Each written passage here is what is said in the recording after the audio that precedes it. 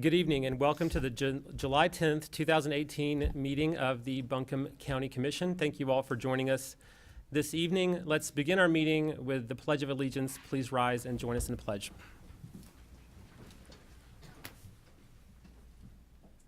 I pledge allegiance to the flag of the United States of America and to the republic for which it stands, one nation, under God, indivisible, with liberty and justice for all.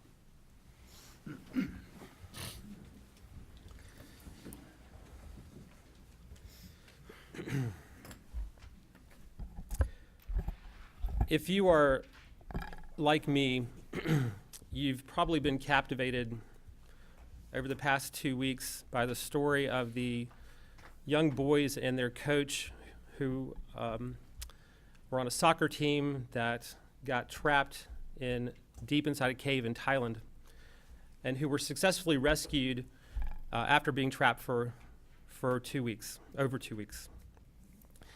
You can say that it's a miracle that these boys and their coach survived and were safely returned from the depths of this cave through a treacherous path flooded with water. But if it is a miracle, it came by way in large part thanks to people who put the safe return of these kids above concern for their own safety. And these kinds of people are found everywhere in communities around the world and here at home.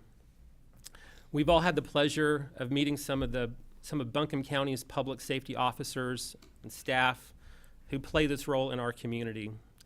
We've all benefited in many ways from their commitment to safety of our kids and families at our schools and our homes and places of work. So before we start this meeting this evening, let's take a moment of silence to give thanks for the people whose purpose is to keep us safe. Please join me in a moment of silence.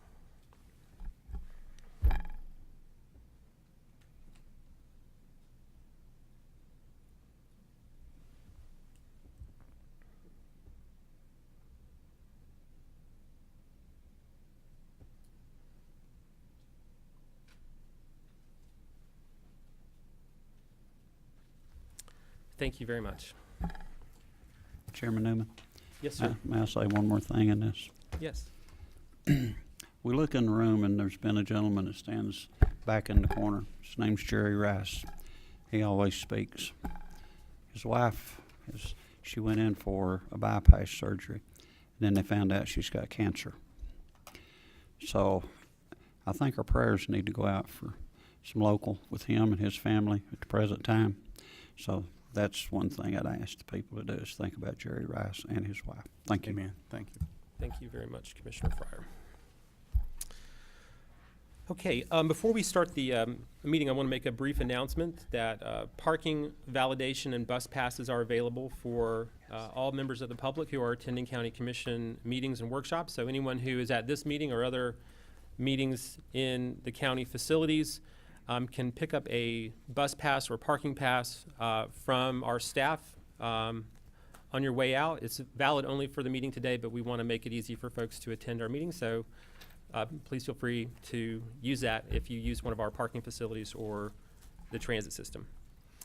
I want to read the ethics reminder to the board. In accordance with the Code of Ethics adopted by the board, all county commissioners have a duty to obey all applicable laws regarding official actions, to uphold the integrity and independence of the office, to avoid impropriety in the exercise of official duties, to faithfully perform the duties of the office, and to conduct the affairs of the governing board in an open and public manner. Is there any item on the agenda, the outcome of which will have a direct, substantial, and readily identifiable financial impact for any board member?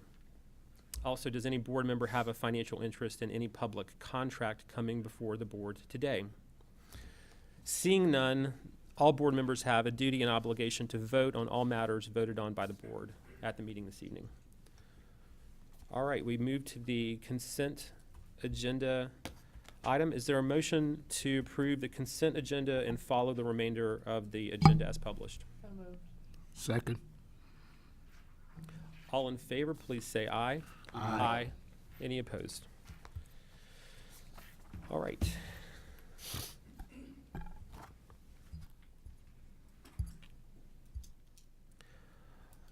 All right.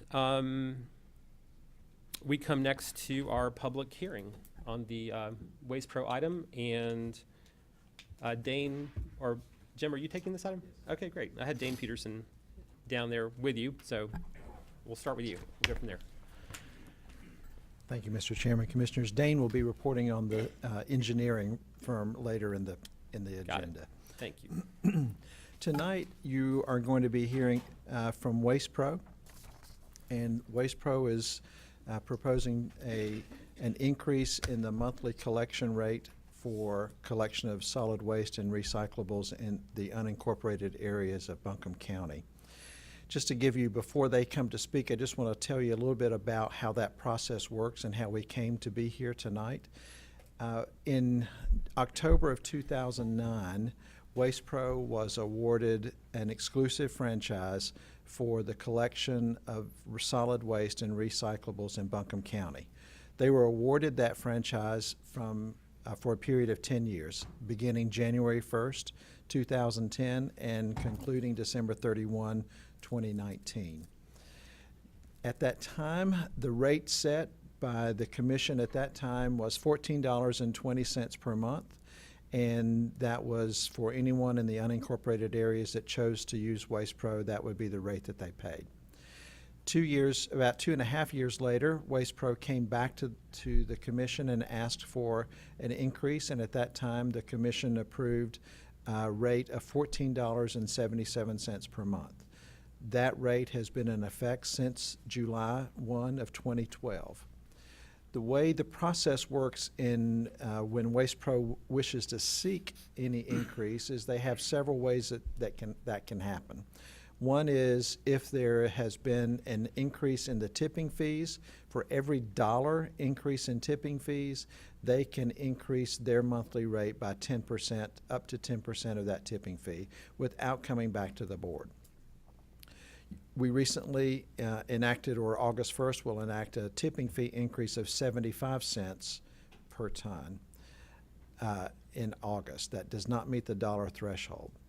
They can also come to the board and ask for an increase should changes in legislation or other statutory impacts that would increase their cost. They may come and ask you for an increase. And finally, how they're coming to ask you for an increase tonight is the solid waste ordinance provides that if the consumer price index increased more than 5%, either from the start of the contract or from the last increase, they are eligible to come before you and ask for an increase. The consumer price index, or CPI, from the last time they received an increase in July of 2012 has increased 8.7%. So they meet the criteria to come before you and ask for an increase. If that consumer price index were applied to the rate of $14.77, the rate would be $16.06 per month. That's a $1.29 increase per month. As you'll hear tonight, Waste Pro is asking for a 16.76% increase from $14.77 to $17 and approximately 25 cents per month. Tonight, you'll hear first from Bob Christie, who is a representative of Waste Pro, to give you some information, additional information, and then you'll hear from Robert Allen, who is the Director of Government Relations for Waste Pro. After he is presenting, then you'll conduct a public hearing where you'll have an opportunity to hear feedback from the community, and then certainly ask any questions that you may have as well. And per ordinance, you have 60 days from the date of the request of increase to make a decision as to whether or not you would grant or deny Waste Pro's increase. And I'm happy to answer any questions beforehand if you like. So basically, it would be $36 more a year of an increase. I'm sorry, I could not. So it would be an increase of $36 a year. That's correct. So Bob Christie will It's not first come quite that much, is it? No, not present the some full. additional It's not, information. it's a little bit less than that. A little bit actually. less. Yeah. Yeah, but, yeah.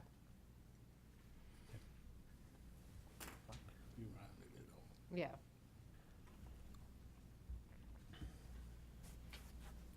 Good evening. I'm Bob Christie, resident of Fairview, North Carolina.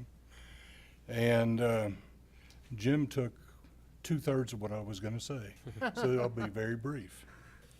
I know this sounds like a large increase, but if you will look at someone taking their trash to the transfer station. I talked to a former supervisor at the transfer station. He said at a minimum, people would bring 2 bags of trash per week to the transfer station. Currently, the disposal rate is $2 per bag. There are 4.325 weeks in a month when you calculate it out. So that comes to $17.38 a month to take your trash to the transfer station at 2 bags a week. We are asking for less than that, and most of that, or a lot of that, is because of the recycle situation that Mr. Allen will go over and deal with. Like I said, Jim took 80% of what I was going to say, so thank you very much. If you have any questions, please feel free to ask. Do you know the amount that's charged in surrounding counties by Waste Pro or whoever? The monthly amounts in, Henderson County, Haywood County, wherever. Do you have any comparisons of what I other know people? my in-laws live in Henderson County, and they pay $20 and a few cents a month to Waste Pro. Black Mountain, I believe, pays $15 and some odd cents a month for theirs.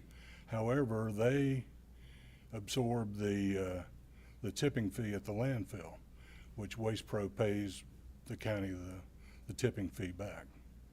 So comes out about the same with Black Mountain.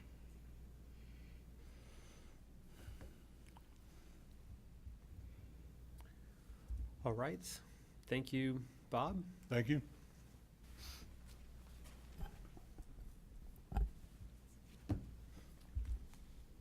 Well, good evening, Chairman, Good evening. Commissioners, managers, I guess I would say, and staff. Appreciate the opportunity to address you. My name is Robert Allen, and I reside in Charlotte. Now, that does not mean I'm a flatlander, okay? Not at all. I grew up in the Blue Ridge, but up in Virginia. So, could you go ahead and cue up the, there you go. Thanks a lot. One of the things that I wanted to take the opportunity, because obviously there was a lot of information that we included in the package that really details it out and breaks it out as far as the fee. And one of the biggest point I would want to point out is that Waste Pro is really more of a diversion company as opposed to a traditional hauler. We like to keep it out of the hole, if at all possible, which is why this recycling situation has, really hit us close to home. But our commitment to Buncombe County is there. We watched this thing grow, and I mean, to date, I guess we've put somewhere close to, I believe I mentioned in a letter, like $20 million that we've invested here, and on a monthly basis, we're pushing another $600,000 back into the community. This is an area where we see the potential for it to, continue to grow and want to continue service. And just like you guys, we've gone through some growing pains. I was looking at some of the information that we pulled up from the county, and you guys have had to increase budgets and everything else proportionately, just as we have. And part of the driving force for us to ask for this increase is CDL drivers are coming at a premium. There's something like 51,000 driver shortage just across the nation, and they're expecting that to go to 100,000, I think, in the next 5 or 6 years. And so these guys are commanding higher salaries. Trucks that we used to purchase, for $285,000 are now in the $400,000 range, that we're having to deal with that. Obviously, recycling and solid waste disposal has gone up. And so, I mean, obviously, the increase, but keep in mind that that total number is recycling tipping fee, that just keeps us whole, And the same thing would apply for the MSW, the solid waste tipping fee. And we're just trying to cover the cost on that. So a lot of the communities that we've dealt with, and you'll see some of these, that recycling, is it still a good idea? Well, you've got some of the headlines that I provided to you guys. China doesn't want your trash, U.S. News. Recyclables in Seattle are being landfilled due to China restrictions. Recycling fallout uncertain as tariff battle continues. China just handed the world a 111 million ton trash problem. That was out of Bloomberg recently. Well, is it still a good idea? It is. It's our responsibility to do that. I believe that we've spent a huge amount of time and money and resources to educate 2 or 3 generations.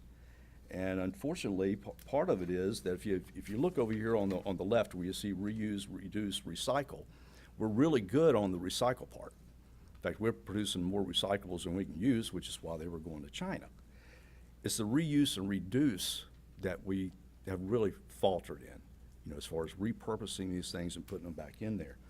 And as recently as yesterday, I was having a conversation with what used to be DNR, and we talk all the time because we have the same goal: keep it out of the ground.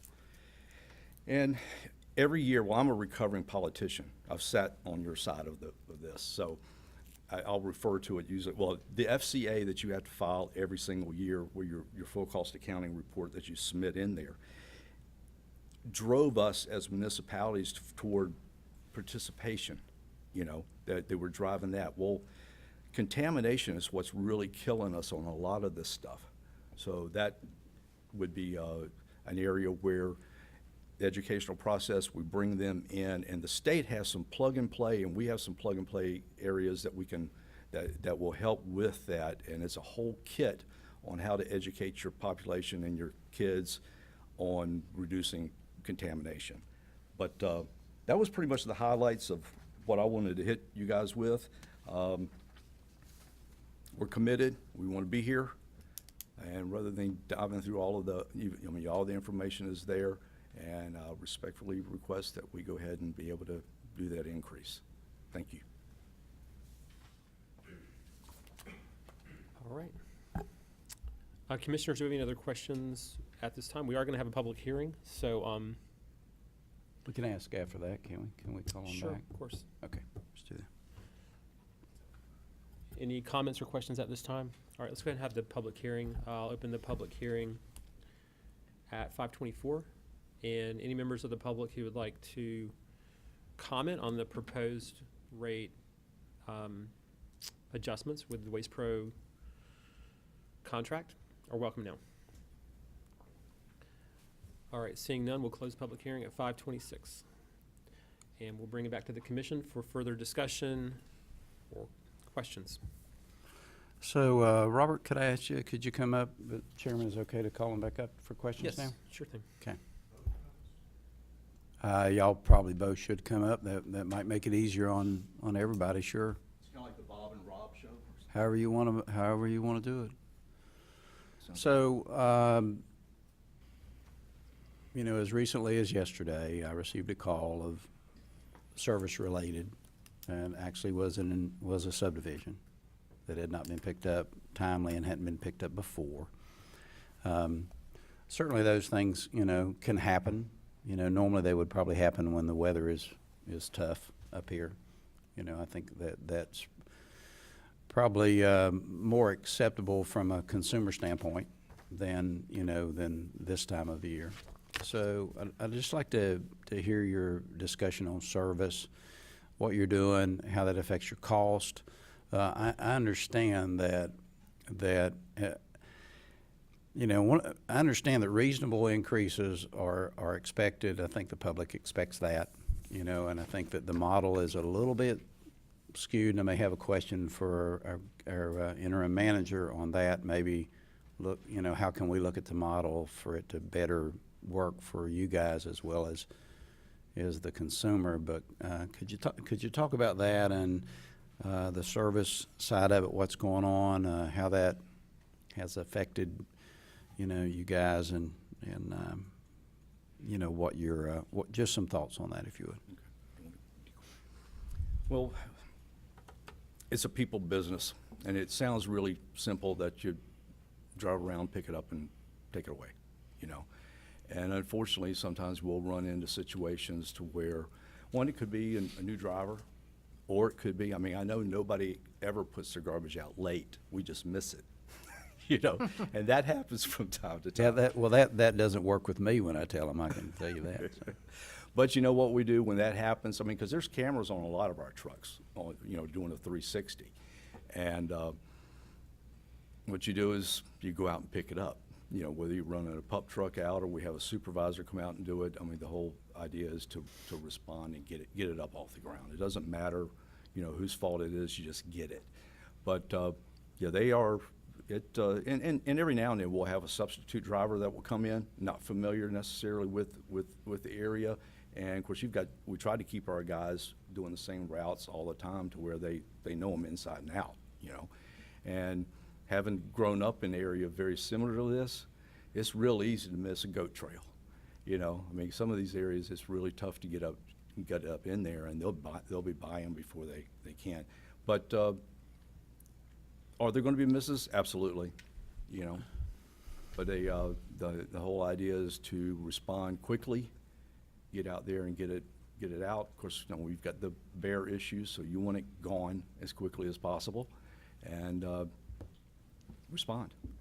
So did y'all put GPS on your trucks, or handheld GPS? Because I know originally when you, and of course it's a whole lot better than when we had a real difficult time with service, and it was because of new hires, and y'all hadn't really got your routes down. And I don't think that's what's going on now. As a matter of fact, when I see your workers out, I've not seen a worker that wasn't going, wasn't wide open, working hard, just because this service is provided to the county, and I'm a commissioner, I watch that, and they're very dedicated to what they do. But my understanding is we got smaller. Y'all went out and bought smaller three-quarter trucks that could go up, bring it back, stage it to the bigger trucks, and y'all are putting GPS, whether it's handheld or in the trucks or whatever, to be able to get to that particular location. Correct. And so I understand you guys y'all are doing that now. Yeah, we're constantly retooling the fleet. I mean, if you looked at what we started out with, and as you start recognizing the challenges, whatever, which is what the pup trucks came from, and because it's about getting it. I mean, you can only get into the landfill so early and get there so late. So they've got to hit it and get it, when they do that. But yeah, they're constantly up doing retrofits to bring things up to speed. There's some of them that are bringing on what they call the third eye, which are those cameras that are all the way around, and then it'll breadcrumb as to where they've been. You might want to get in the mic a little more. Oh, I'm sorry. I did that in honor of Jerry Rice. You need to get right in that mic so we can hear you. Okay. Go ahead, Bob. I'm sorry. When you see these guys out here working, sometimes at 7 at night, and I mean, they run to the thing and throw it in there as fast as they can. It's a tough job. It really is.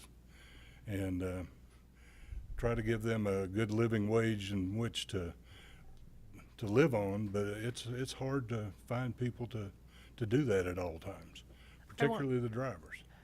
I wanted to correct my math. The increase would be $29.70 for a year, and not $36. So $29.70. So I'm a commercial customer, and there were times maybe a year and a half ago it was a little bit rough, but since then You all have been, my personal experience has been awesome, and I rarely get a complaint now.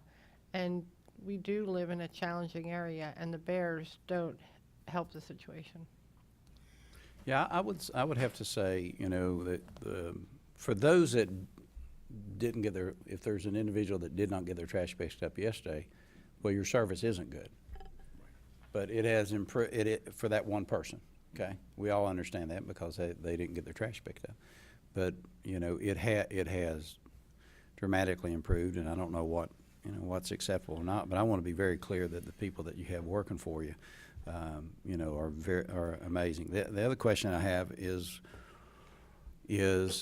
how do your rates now compare to other carriers? I mean, you told me Henderson County. Do you have any information on how you compare to everybody else? You know, when we're looking at these rates, do you have any of that information? When Republic had the contract prior to ours, when they rebid it, they bid in at what we're asking now 8 years ago. Do you have others that so you're saying that rate would have been No, $17? It was, their bid was 1730 something Yeah. back in 2009, because they were more familiar with the territory than Waste Pro was at the time. And after Waste Pro got this contract, one of the VPs came up from Florida. I took him out to Broad River, and he couldn't believe that the trucks were going up there. But I said, they're going up there, and they will go up there. Even if it's just for one customer, you have to do it. So, Excuse me on that, Bob. My mother-in-law lives in an area over here. And basically, Waste Pro told her if they had to come to her house to pick up her trash, she's 84 years old, that it would cost her, it'd cost $45 to be able to come up there and get it. So that's a, that one house you're talking about, it seems like we got one missing. well, there's a thing called backdoor service, which is in the franchise agreement to come to your, up the driveway to the door. And, you know, it's in the franchise agreement, but I don't know many people that have that service. Did the small trucks help with that, though? They could help, yeah. I mean, I would think they would just, I mean, they go to the driveway. They go to where they're, in most places around here, especially if you're out, I mean, if you get to the driveway, you're pretty much to the house if you're going all the way up there. Well, also in the franchise agreement, it talks about the pickup being where most of the mailboxes are. Mr. Fryer, you're familiar with Fairview Forest up at the end of Wrights Cove Road, the development that goes up the side of the mountain. All the mailboxes are down below. The mailman does not go up there. The trash truck goes up there and picks up all that stuff. And it's, Some of them in Fairview, that it's all down at the road on Correct. 74A. Correct. There's a lot of bags down at the road on 74A. yeah. Too.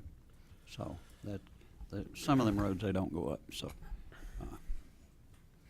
It's hard to get a, Well, that's why I said the little trucks that you brought in, that was great for everybody, truthfully. that's It was been a great for the huge help. roads, it was great for the whole package. Yeah.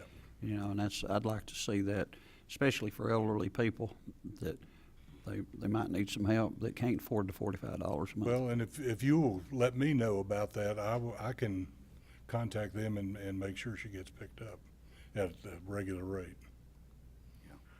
Thank you, sir.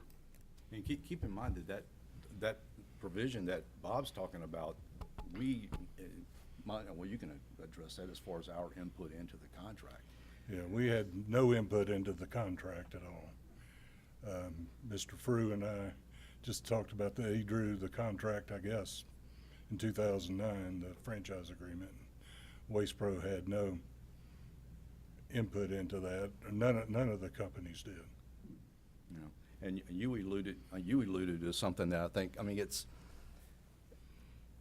the industry and the area, I mean, your demographics have changed drastically. I mean, we were talking about it. I looked at stuff going back 20 years and watched it incrementally over the time, and just how much the demographics for this area have changed. And unfortunately, I mean, you're dealing with a 10-year-old contract, and it has not evolved. And there's a lot of things in there, for instance, in a lot of our contracts, a backdoor service is in there, and it's free. Boom, you know, you're just done. This provision is that you charge for it, you know. And then, so there's a lot of areas, like, and when you start getting into the CPI, which is really a business acronym for a COLA, cost of living allowance. It's pretty much the same idea as to keeping in pace with what's going on. But there's a lot of areas in there that I would like to revisit, you know, and I mean, for future development, because you're looking at something in the next year or so, we're going to have to revisit it anyway. There's a lot cleaner language, because it gets kind of murky the deeper you get into that contract. Is there any information available about the salary range for drivers and other folks who work on the trucks? I can pull that up for you. What we're noticing too, though, is just like anything else, supply and demand. And demand here, I mean, we need them. I mean, right now, send them. You know, I'm looking for CDL drivers. It can be challenging in areas like Charlotte, not as much. You know, but I mean, the demand is still there. But I mean, what we've got here is, I mean, it's a tough nut to crack. It Do you have really an is. idea what the salaries are, though? I'm sorry? Do you have an idea, a guess what the salaries are? I would It's have to important pull it to all out, of and then us. I can give you a broad range of it, and I guess get it to Jim or, you know, and then he can disseminate it to you or just email it directly to you guys. Let me ask you, is the main problem, though, is that the model we are using, and when you look at the growth of Buncombe County and where we are today, is out of date. You know, I must give you a disclaimer up front. I live in the city, and I was surprised a year and a half ago when I came on the county commission.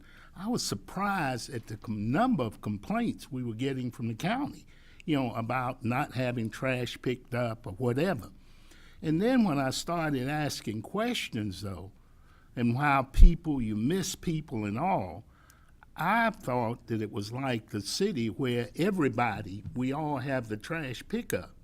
But in the county, you might have one person on one street and all that. But I know in the next 6 months or so, when we look at the contract again, do you think it would be wise for us to look at a completely new model, the way we do it in the county, which would be better for you and, most important of all, for our taxpayers?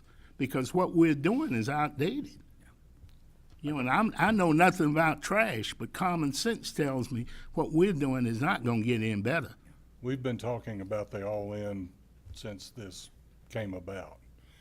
And, I mean, I've got pictures I can show you where on one road, off of Old Fort Road in Fairview, we have 3 customers, 8 people live up that road, and there'll be 45 bags of trash down at the end of the road.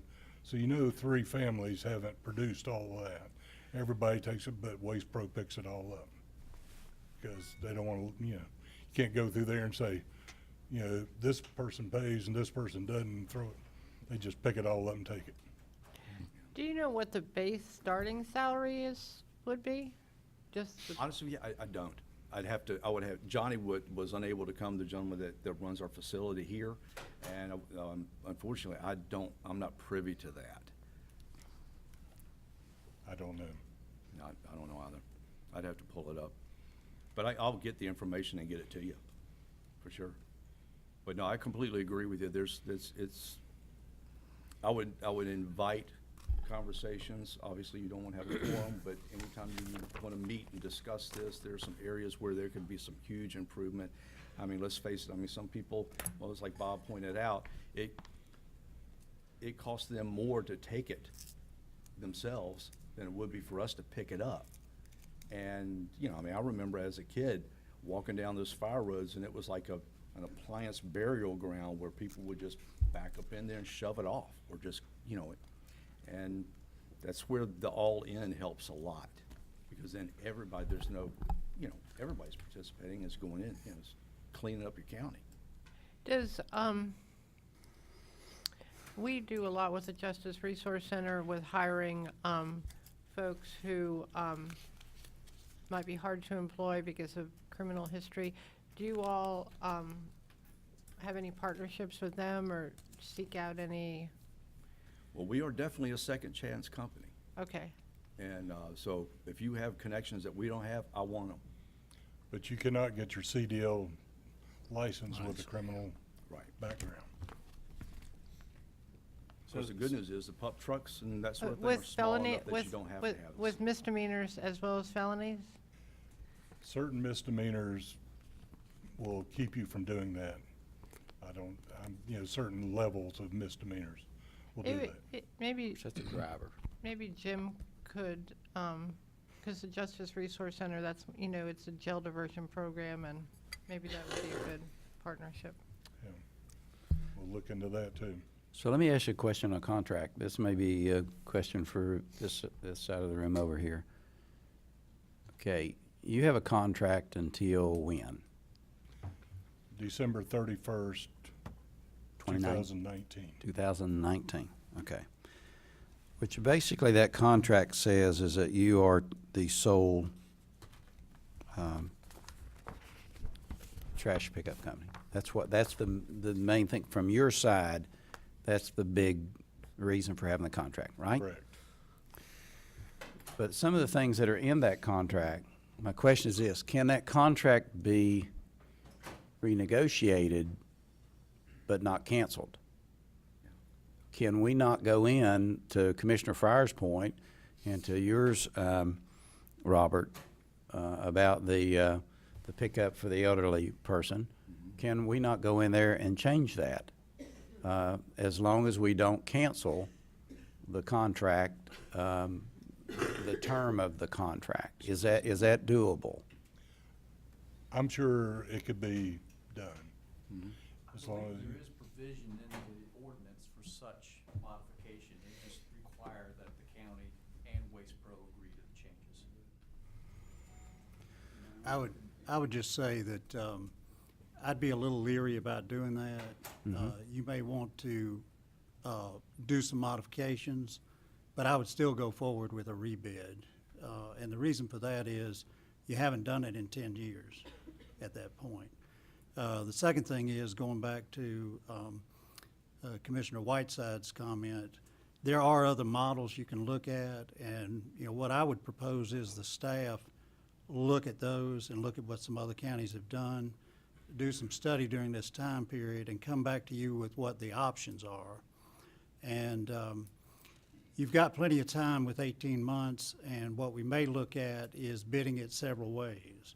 I also think the comment was, I thought well made, is once we develop that, I think we should bring in 3 or 4 waste companies and talk about our proposal with them and see if they think what we're looking at is reasonable or not, or if there's problems with it from an operational standpoint. It can't hurt to get their feedback, but if you get it from several companies, then you're not just tailoring it to one. And then we can adjust our bid process and adjust our bid documents and then go out and get pricing for it. But I see us doing multiple options on that as far as the methods of doing it. And then that would give you a cost comparison for each one as well. Well, I think the other thing that would do is it would give the public input into the model. Right. And it would give us information. In other words, we wouldn't have a contract that we didn't know anything about. We'd know the details of it. We'd know, going to the back door of the elderly person or whatever. We'd know that those things were covered. We'd know it was done in a fair way. The amount would be fair, and whether it was one carrier or multiple carriers.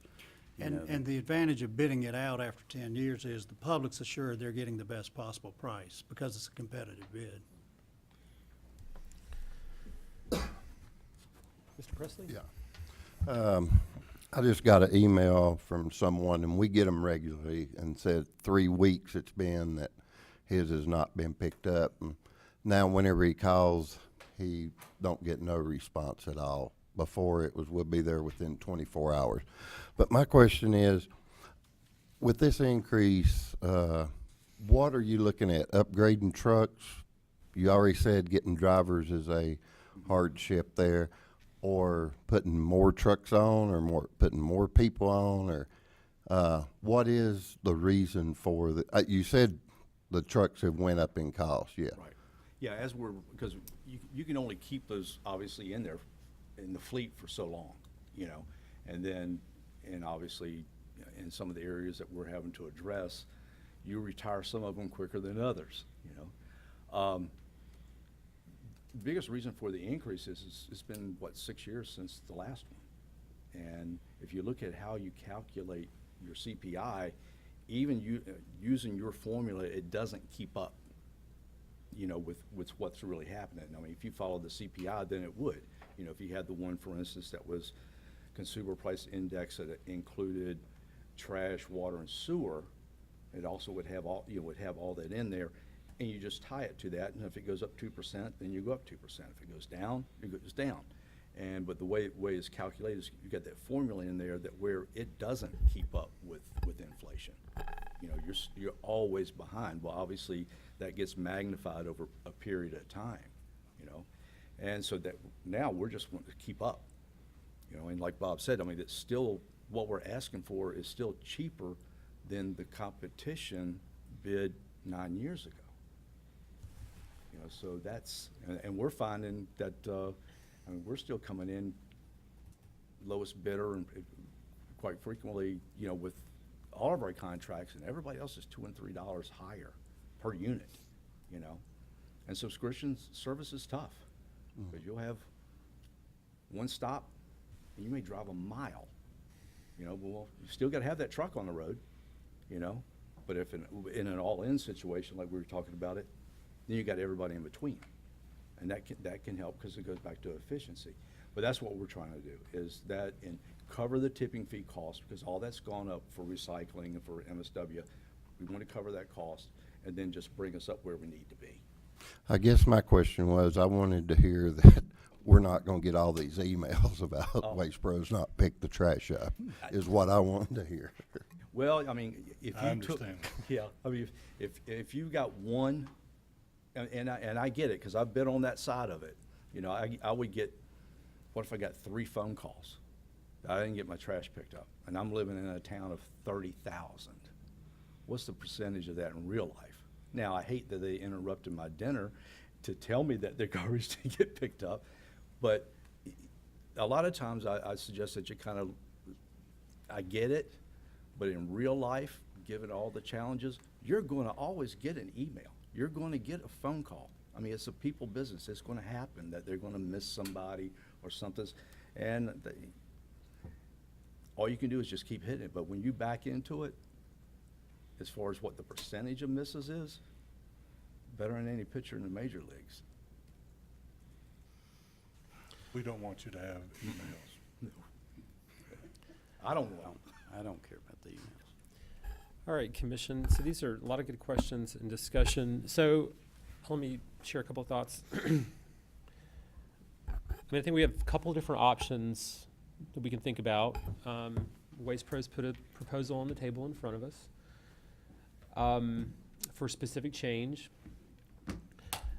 There's also the CPI, changes over time. I think the last time we had this conversation, I think it was before any of us were on the commission, but the last time that Waste Pro came to the commission, there was a request for CPI-related change, and I think the commission granted much of it, but maybe didn't do the whole thing. I wasn't Did here. not do the I whole thing. don't know the details, but they were having the same discussion before we got here, and we are going to go forward with this reassessment, rebidding process. We'll be able to continue the conversation with Waste Pro if there's other companies that want to put a proposal on the table. It'll be in, you know, over the next 12 months, we're going to have this opportunity to really look at this whole system. So this is kind of more of a short-term decision about how we're going to work together with Waste Pro, at least through the end of the existing contract. And we might continue, or it might be a different company. We don't have to make this decision tonight, but we do need to act within 60 days of the request coming in. So we do need to make a decision on this soon, if not tonight. I guess I'll just, I feel like I probably have the information I need to make a decision. I don't know that I would learn much more over the next, if we kicked it to the next meeting for myself, so I don't want folks to feel rushed. We don't have to vote tonight, but I think the questions have been good. I kind of feel like I don't know. I'm what's probably gonna- ready to Me vote on one of those options tonight, which could be no change, the full request. The CPI option is an option. It's kind of in between. So, and there's nothing that says we have to do one of those three, but those are the three that have, to me, seem to have some kind of objective basis in them. So, I agree, and, I think, there's obviously challenges in what we're talking about is $29.70 for a year at the full request, and I'm comfortable. I don't know what's going to change in 60 days. But I would like to find out about the drivers, and, Oh, you'll have that information. Yeah, I would, because we do have the time, I would like to just get that, my preference would be that we just have a chance to get that additional information about the salary ranges, and if there is any specific information y'all can share about, I don't know if being a second chance employer is sort of an official designation, or if that's an informal policy that y'all have, but It's anything you just could share informal. about that. I personally would like to have that information. I'd like to hear from more folks in the community. I have heard from some folks who have complaints, but I'm guessing there are folks who are also out there who have good things to say about the service they receive. So I'd be interested in taking some time to hear from more folks. how many people work at Waste Pro? We're knocking at about 3,000. Locally. No, locally. Oh, locally, 75. 75, something like that, yeah. I believe. And how many of those are drivers? Gosh. 30, I think. I think there are 30 drivers, and they call them slingers. 40 slingers that ride on the back and throw the trash in. I think it's helpful too that the public can put more of a face on who's doing this and humanize it a little bit, because they're certainly hard jobs to fill, and empathy on both ways could work well. So I guess maybe from the other commissioners, on the question of, are you prepared to vote now on whichever those options we might choose, or do you want to take a little more time? I'm hearing, Ellen, I think you said you're ready. I think I'm ready. Jasmine would be okay with taking more time. What are thoughts of other commissioners?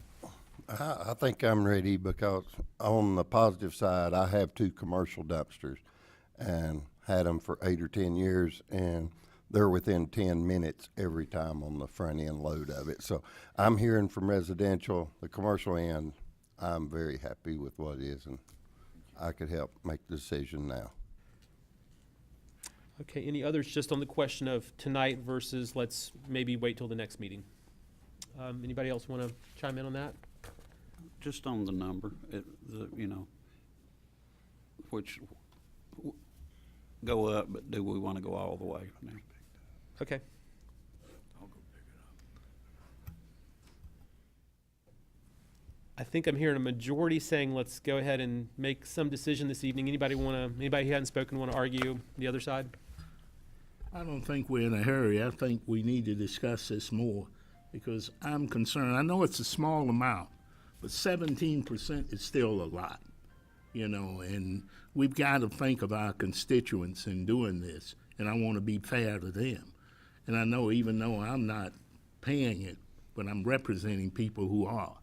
And I'm not ready to vote tonight. We need to discuss this more. Okay. Joe, what are your thoughts? Okay, so I have concerns about the model and the contract. I didn't write the contract. I didn't sign for the contract. I didn't approve it, but I get to deal with it, okay? I think the contract's poorly written, and I think it's not very well on the negotiating side of it. It was probably bid too low at the time it was done, and it's easy for me to say. and also I'm a little shocked that it's just 75 people. Actually, I'm, 75 people are doing all that work. It just doesn't sound like a lot of people to me. It really doesn't. I am not prepared to vote for a full amount. Actually, I would not approve of the full amount. I would, I could probably vote for less, but also if there was, it is terrible policy to wait 6 years and then go up on the public. I mean, it should be done, a little bit over time. And I don't know if there's a way to do that now on this. I look to our interim manager and I'm thinking, can it's 8.7 as CPI, can we approve half of that now and half of it, at the beginning of the year? Do we have to vote for it the way it's presented now? Well, the way I'm interpreting it, and I'll defer to Michael on that, but the way I'm interpreting it is what triggers it is if the CPI has gone up over 5% since the last increase. So once it's triggered, I would say that you could decide what kind of rate increase you wanted, and if you wanted to stair step it, I don't see why that would be a problem, because you've met the trigger, which is the 5%. So does that mean that if I was wanting to do, not me, but if I was wanting to make that recommendation, do I have to start at 5%? No, you could do whatever you want to do. That was merely a trigger that's a hurdle they had to get over to come back to you, and they've done that. And so. Okay. So Got now you can look at their request and make a decision on what you want to do. And I would argue you have the freedom to stair step that if you want. Do you disagree with that?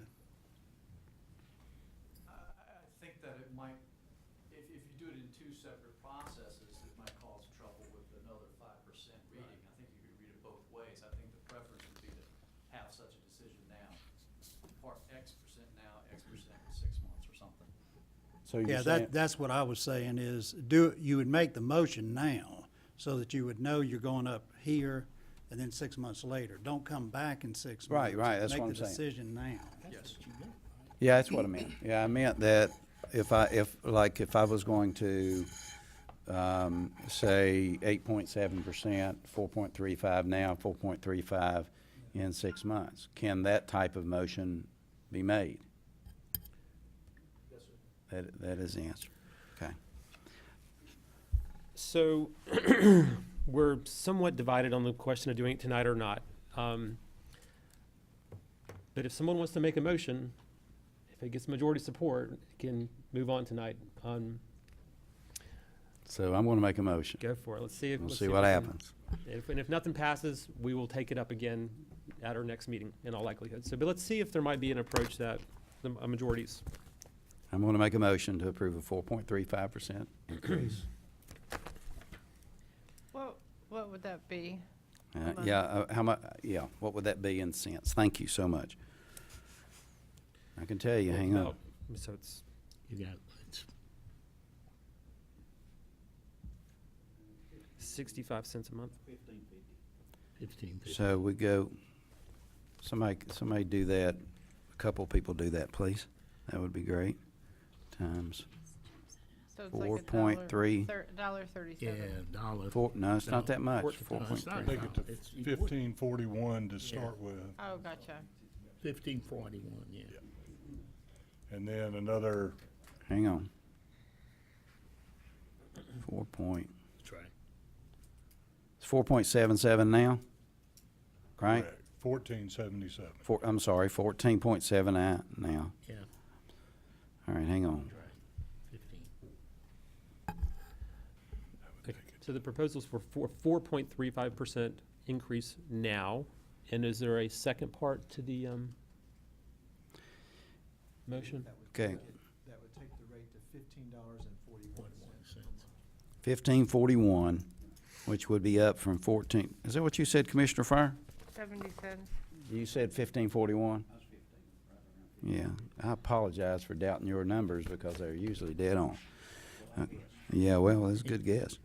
Okay, so Mr. Holland, 1541.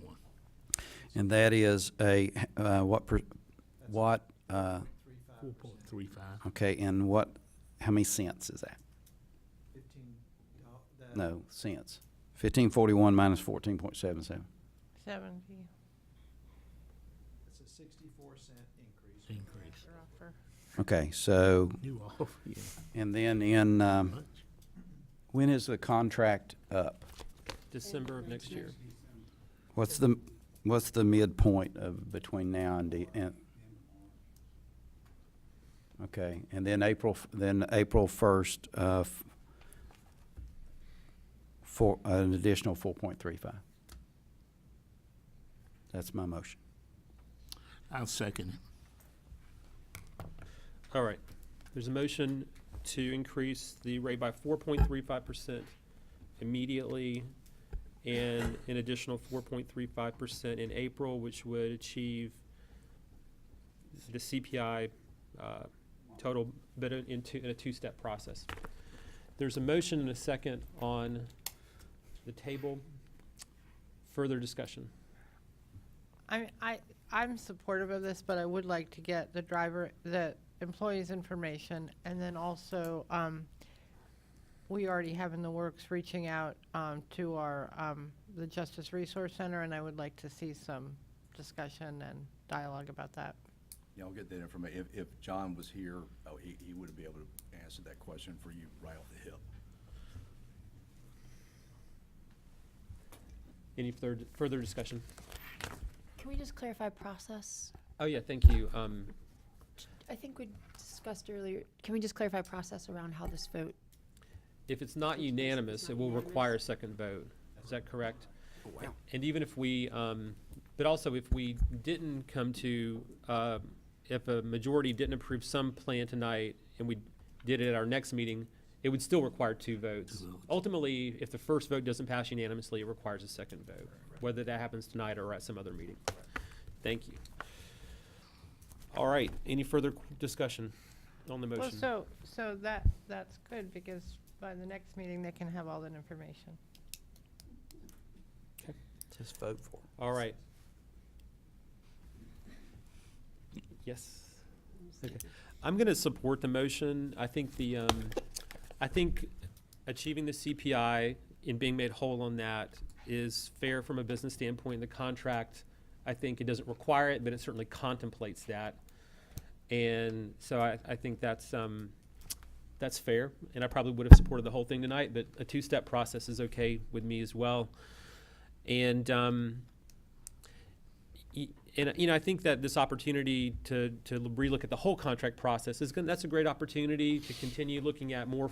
This is kind of a short-term interim step. Correct. And there'll be a chance over the next 12 months to really explore kind of the full range of, what makes sense for the next decade. So I'm excited about that opportunity as well, and there'll be a lot of opportunity for public input on that. And Any other comments? I just want to clarify, it is a 64 cents increase on the bill. 4.35 is what the That would go increase into it- effect That's what immediately? that would be the increase. immediate. That would be the vote today. Right. That would be the increase today, yes. Right. Yes, sir. And then April 1st of Yes. next year. Yes. It would step up an equal amount at that time. Just to clarify, are you making the first rate increase effective August 1st? Yes. Thank you. Oh, yeah. All in favor of the motion, please say aye. Aye. Any opposed? Will still get us the information, but we won't need a second vote, but thank you for But really, following up on the get us the information. information, because a lot of good can come out of a partnership with some folks. Well, the other thing is we're going to go into looking at the model. Yeah. It's going to be, and so, y'all have to compete for that, and, we're going to try to get look at every possibility that makes sense for the taxpayer, so. Well, and if I may, everybody. I will have that information to you. Invite you for us to get together individually or as just shy of a quorum and have some discussions on this. I would love for us to have further conversations regarding recycling and some things that we can do there. And I'd like to be very proactive on this. Thank you very much. We look forward to that. Thank you. Thank you.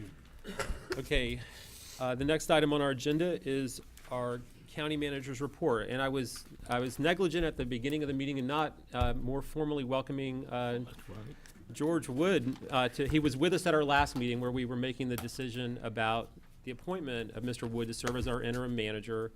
But this is his first meeting serving as our interim manager. So I want to say welcome to George Wood. We're all very excited about the opportunity to work with him.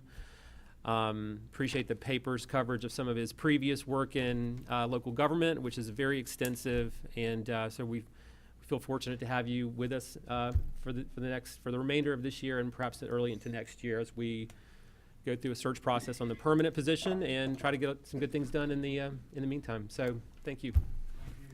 It's a pleasure to be here. I just had a few things I wanted to go over in the manager's report. One of the things I wanted to request is that we have a work session on August the 14th.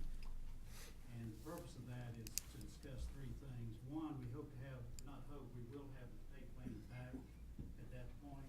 And we'd like to bring the consultant in who's done the pay plan for you and have them make a presentation to you. And then that affords you the opportunity to ask them any questions on the methodology and that sort of thing. Along with that, when you do a pay plan, you also want to look at fringe benefits. And while they haven't done a detailed study of the major fringe benefits, they have taken those into account in making their recommendation on the pay. And what we want to do then is what we want to do then is have the staff give you an overview of how our major fringe benefits compare to the other 9 of the 10 largest counties in the state of North Carolina. As y'all know, we're the 7th largest, so that tends to be the category that we compare with. So once we do that, then we want to talk about the last, which is the largest or the most costly fringe benefit, and that's health insurance. And the reason that we want to get these done at that time is we need to make decisions no later than September, because you start your budget process in October. And we want to have the decisions made on the pay plan and also on the medical insurance before then. Also, October is the month that you do open enrollment for our employees to re-enroll in the various fringe benefit programs. So we need to have a decision in place on the medical plans at that point.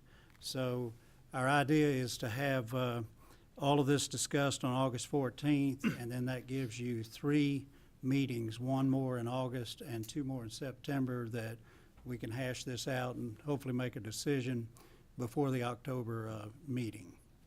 So if everybody's comfortable with that, we'll go ahead and schedule the October 14th work session. And I think you would normally schedule them about 12:30, is that right? August. August, excuse me, August. Okay. And I just wanted to make you aware, I signed the contract that you approved on the C&D landfill Phase 6A. You had previously approved that. I also signed the condominium declarations for the Eagle Marketplace developed by MHO. And they're on the agenda later this evening to make a presentation to you. And Michael has some background information on that as well. And I also wanted to make you aware I've frozen an analyst position in the intergovernmental relations area. And the last thing, we wanted to make you aware that there will be a public meeting on August the 28th at 6 p.m. at AB Tech to get a presentation from the 7 recipients of the Isaac Coleman grants totaling $500,000 that you've previously awarded. So this will be an opportunity for them to go each one of them to go in depth with you probably for 15 or 20 minutes of exactly what they're doing as the recipients of those funds. And Commissioner Frost, I think you've been involved in setting that meeting up. Is there anything you want to add to that? No, I think it's a great opportunity for the community to hear what they've been doing, and the 7 groups have been very mindful of using tax dollars, and the business and infrastructure that's been created is awesome. What were the dates on that? The 28th at 6 o'clock at AB Tech. 28th of July. August, 28th of August at 6 p.m. Thank you. 6 o'clock, And so we'll have an invite going out of that to make sure it gets in all of our calendars. And Right. yeah. Great. And a couple of items on open positions. We are moving forward with filling the finance director position. That's already been advertised. It'll close shortly. And then we'll start going through those applications and narrowing that down. The other one that we have begun the process on is the library director position. And Jim Holland is working with the Library Advisory Board on that. And so we'll move forward with that search as well. And that's all I've got, Mr. Chairman. All right, thank you very much. We move on to new business, and we have next up a presentation on DHHS services by Mr. Stoney Blevins.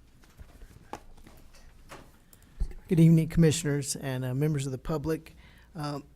Just over 1 year ago, I apologize. Just over 1 year ago, as you probably remember, House Bill 630, otherwise known as Ryland's Law, was codified in North Carolina. And this law really is the most sweeping reform legislation to hit the public social services system, certainly in my career, if not in the history of our state. So we've been monitoring the activities of this law and the workings of it, and it's just thank you for inviting me tonight to update you on what is happening. And a major component of the law just went into effect in July, and I really did want to focus on that one a little bit. To run through it a little bit, the first thing that happened was a social services work group was formed at the state level consisting of county commissioners, members of the House, members of the Senate, members of the court, and local DSS directors to look at our system of state supervision. Their initial report came out in March of this year, and basically that report recommended a state supervised but regional administered system of state supervision. For those of us who've been in this business a little while, and I'm looking at Jim, this is the model that we had for many, many years in North Carolina up until about, I can't remember the year, but I remember when it happened. It was roughly 20 years ago that we centralized all of our state supervision into Raleigh. And I'll have to say, when we had those regional offices, we did receive much closer supervision by the state, better support. We had state attorneys that we could get legal advice from. We had state consultants who sat rather close to us. We got training more locally. So I see this as an opportunity for good, and we certainly would support a regional approach. I think the closer that leadership is to the folks they lead, often the better that leadership is. So we just want you to know that that's moving forward. These regional offices are to be up and running by March of 2020. So this won't happen overnight. As you can imagine, there's a lot of staffing things that need to be accomplished, and just practical things like there are no buildings remaining for these kind of things. The second big piece of this bill is that a third-party vendor was contracted to come and take a broad, deep look at our social services system in North Carolina, and not just child welfare, although that's the piece that they focused on the most.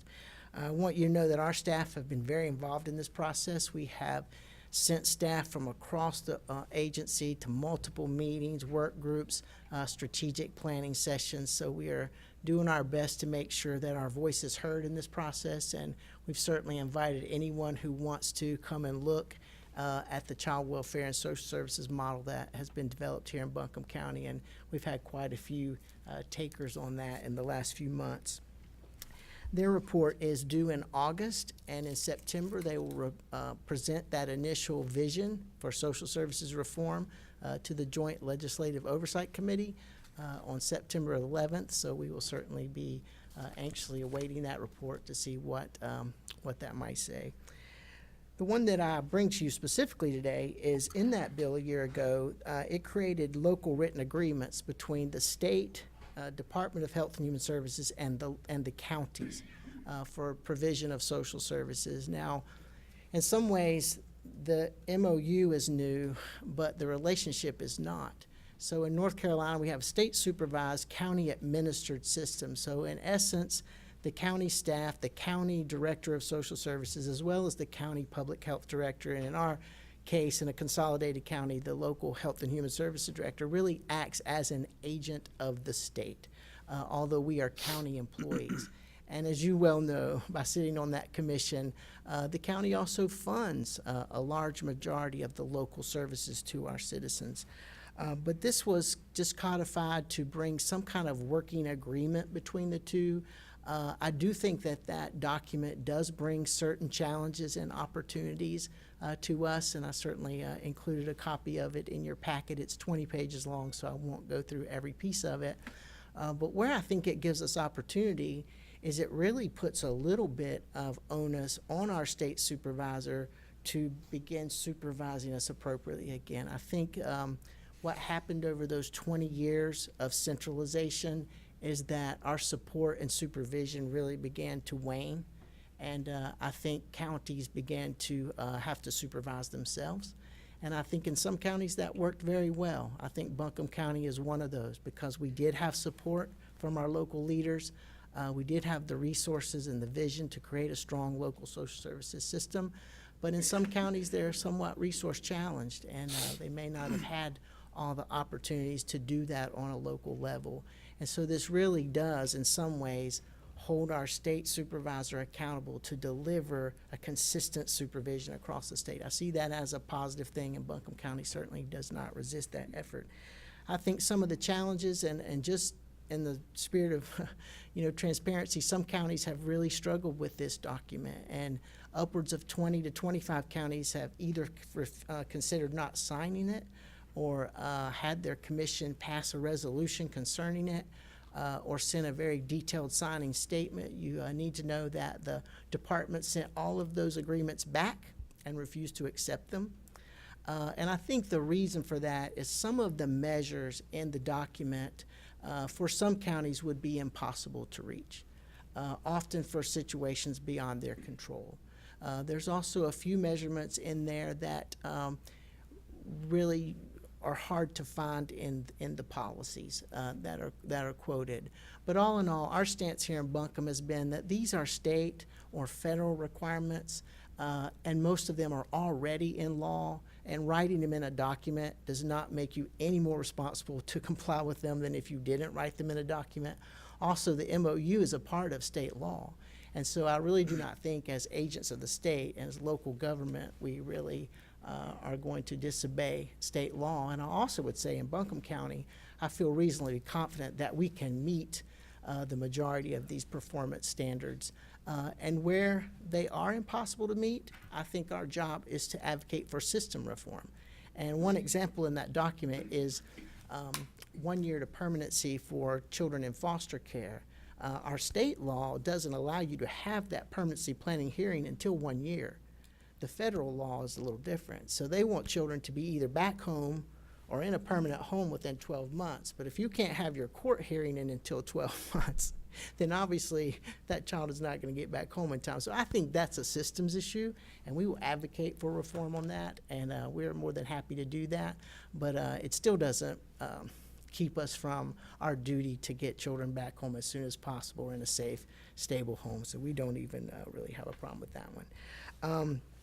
The last thing that's happening soon is the option of regional social services delivery, and this got the most attention, I think, when the bill first passed. And just update you on that. Currently, there will be no forced regionalization at this time of any public social services delivery, but counties do have the option, should they choose to, as of March 2019, to form regional entities to provide social services. I'd go so far as to say the law has actually allowed that all along. Nothing stops two counties from forming one social services department with one director.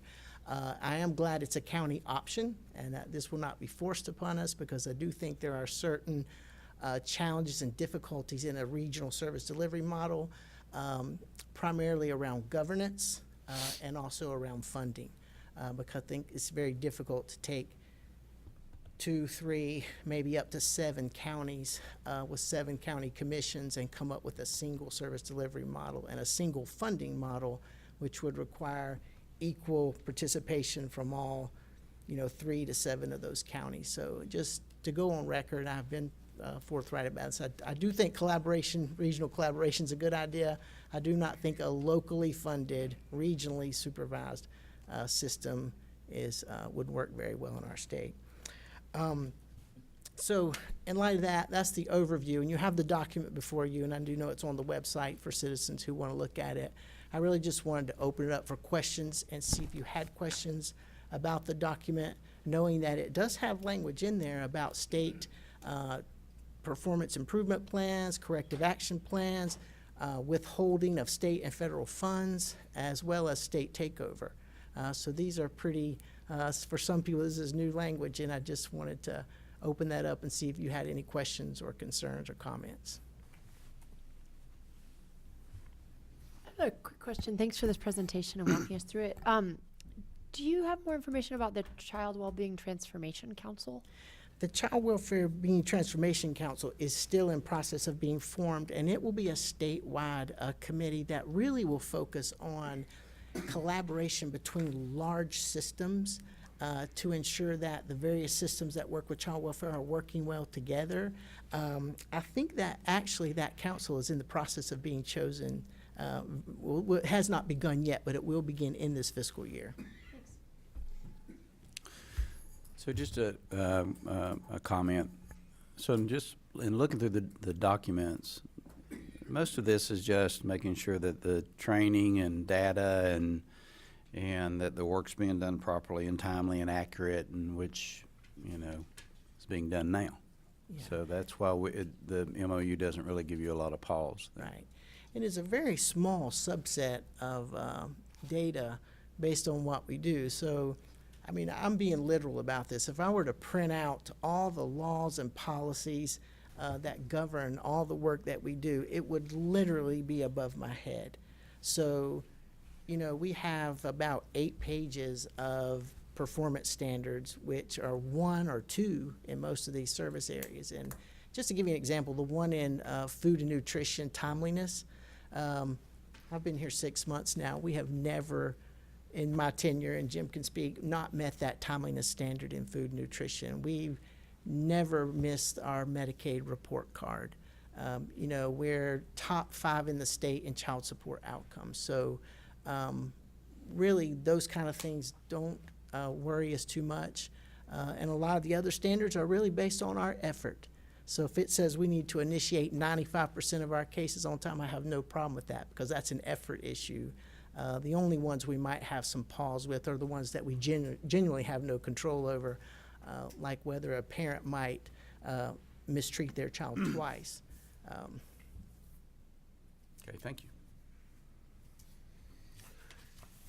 All right. Well, hey, thank you very much for the updates Thank and you. information and for fielding those questions. We appreciate it very much.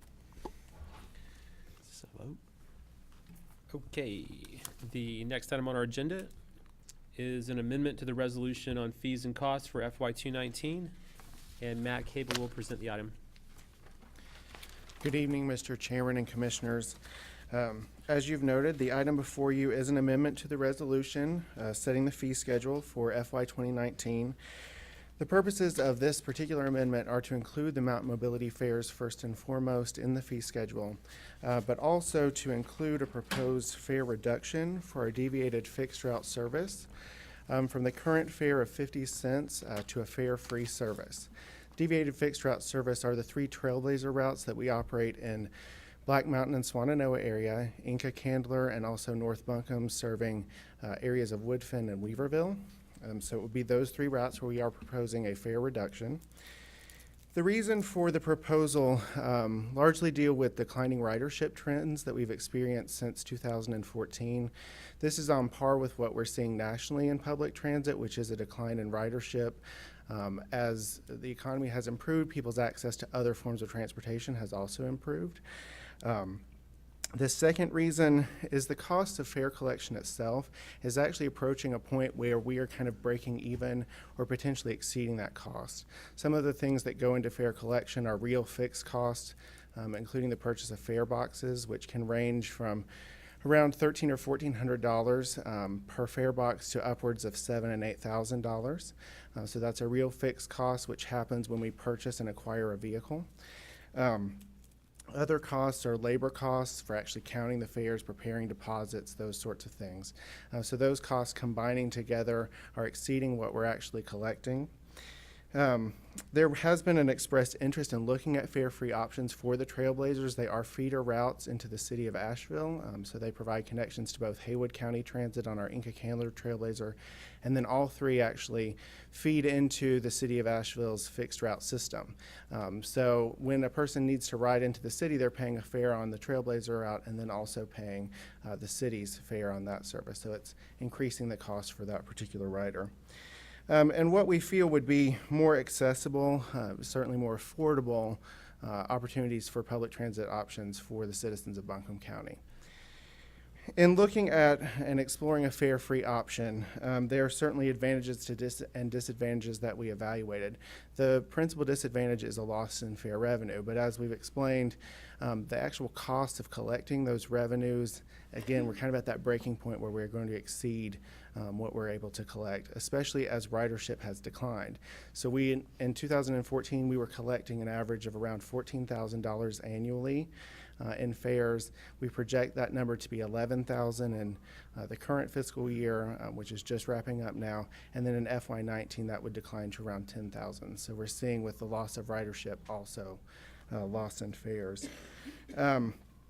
Other basic advantages that we would see is the potential for increased ridership, quicker boarding and alighting, and as that improves, we can certainly add more stops and make those routes more productive. And then again, the reduced collection costs. In the FY19 budget, we did not include any fares as revenues for those deviated fixed route services so that we could have this consideration with the board moving forward in fiscal year 19. I'm certainly happy to answer any questions that you have or provide additional information. All right. Thank you very much, Mr. Cable. Any questions? We don't have a public hearing, but we'll, if there's a motion, we'll take a vote on the motion. Any questions? Or a motion? I move that we approve the amendment to the resolution setting fees and costs for fiscal year 2019 for mountain mobility fares. Second. All right. Great. We have a motion and a second. Let's go ahead and take public comment, if any. Any members of the public would like to comment on the motion? All right, seeing none, we'll bring it back to the commission for further discussion. Or questions? Just like to share that, I hear from a lot of folks across District 1 and other parts of the county about what a high priority public transportation is for them, just in terms of the basics of getting to work, getting to doctor's appointments, and getting around town. So excited to see this being proposed, and I plan to support it, thinking it helps increase accessibility to public transportation services, and also makes a ton of sense. It seems a little counterintuitive that making something free would save costs, but this is one of those miracle moments, so I'm glad we have a chance to support that. Any other questions? I would just echo comments that Commissioner Beach-Farrar just added. I think this is what I like about this is the simplicity of it. We operate this transit. These are the transit routes that, they're not running in the highest density parts in the middle of the city. These are kind of running on the edges of the city in areas that definitely need transit, but where, it's always going to be, something that's going to require public investment. So it seems like one of those areas where actually charging people to use it it doesn't really give us more revenue to run the system because of the cost to administer it. So just saying, hey, here are these fixed routes, folks can use it, give it a try. I mean, the other places this has been done, it's been shown to kind of spark interest in it. People who had never used transit before say, hey, maybe we should give it a try. You can just hop on and ride it and see how it works. And for folks who have a positive experience, maybe they'll continue to use it after that. So I think it's a good proposal. I think we ought to definitely evaluate it as it goes forward, see how it works this year, and learn from that. So, but I'm supportive. Any other questions? All right, all in favor, please say aye. Aye. Any opposed? All right, thank you very much, Mr. Cable. Next up is a discussion and possible motion regarding hiring an executive search firm for the county manager selection process. And George Wood will start this conversation for us. Mr. Okay. Wood. Mr. Chairman, I handed out to y'all 2 pages, and if you will, turn to the back page first, please. I sent y'all out a memo last week, accompanied with the booklet from the UNC School of Government on your role in, the governing board's role in hiring a manager, and so that all of you would have an opportunity to read that. I think it's a good overview of the process that you typically go through. And the reason that I sent that out early is I'm very concerned that that we not lose a whole nother month. Because if we don't make a decision tonight, we don't meet again until August 7th, and that's a whole month. And if you look in the booklet, they listed a time frame. Best case would be about 4 months, worst case about 7 months, but it's actually more than that because they don't include any time for doing an RFQ to hire the consultant, and I'm figuring about 45 days on that. So that's why I was concerned about, hopefully we can make a decision tonight about which way you want to go. I won't read through the whole memo. The gist of it is there's 2 ways you could go with it. One would be that David Nicholson from the North Carolina Association of County Commissioners and I would pretty much manage the process for you. The one advantage to that is we're both free. The disadvantage is that it will take quite a bit of my time, and that would take away from my ability to help you with some other issues that we see that, you know, that hopefully I can help get straightened out during the time I'm here. The disadvantage, of course, to the executive search firm is there is an added cost to that. However, this should be a process you don't go through very often. You know, if we do a good job and we have a good match, this person hopefully will be with you anywhere from, you know, 7 to 12 years, somewhere in that range. So and in looking at it, my feeling was that since y'all have not gone through a detailed search in the past, that this would probably be the best thing. And so that's what I've recommended for you.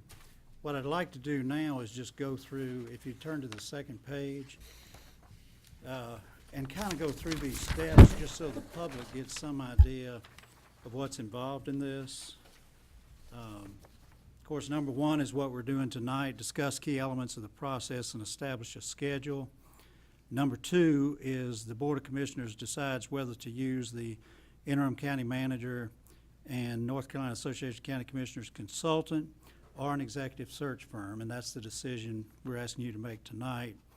Number 3, if this assumes that you go with the executive search firm. If you don't, then a lot of these things where we say the search firm does it, then I would be doing that, driving that process. The number 3 is that I would prepare and advertise an RFQ for an executive search firm.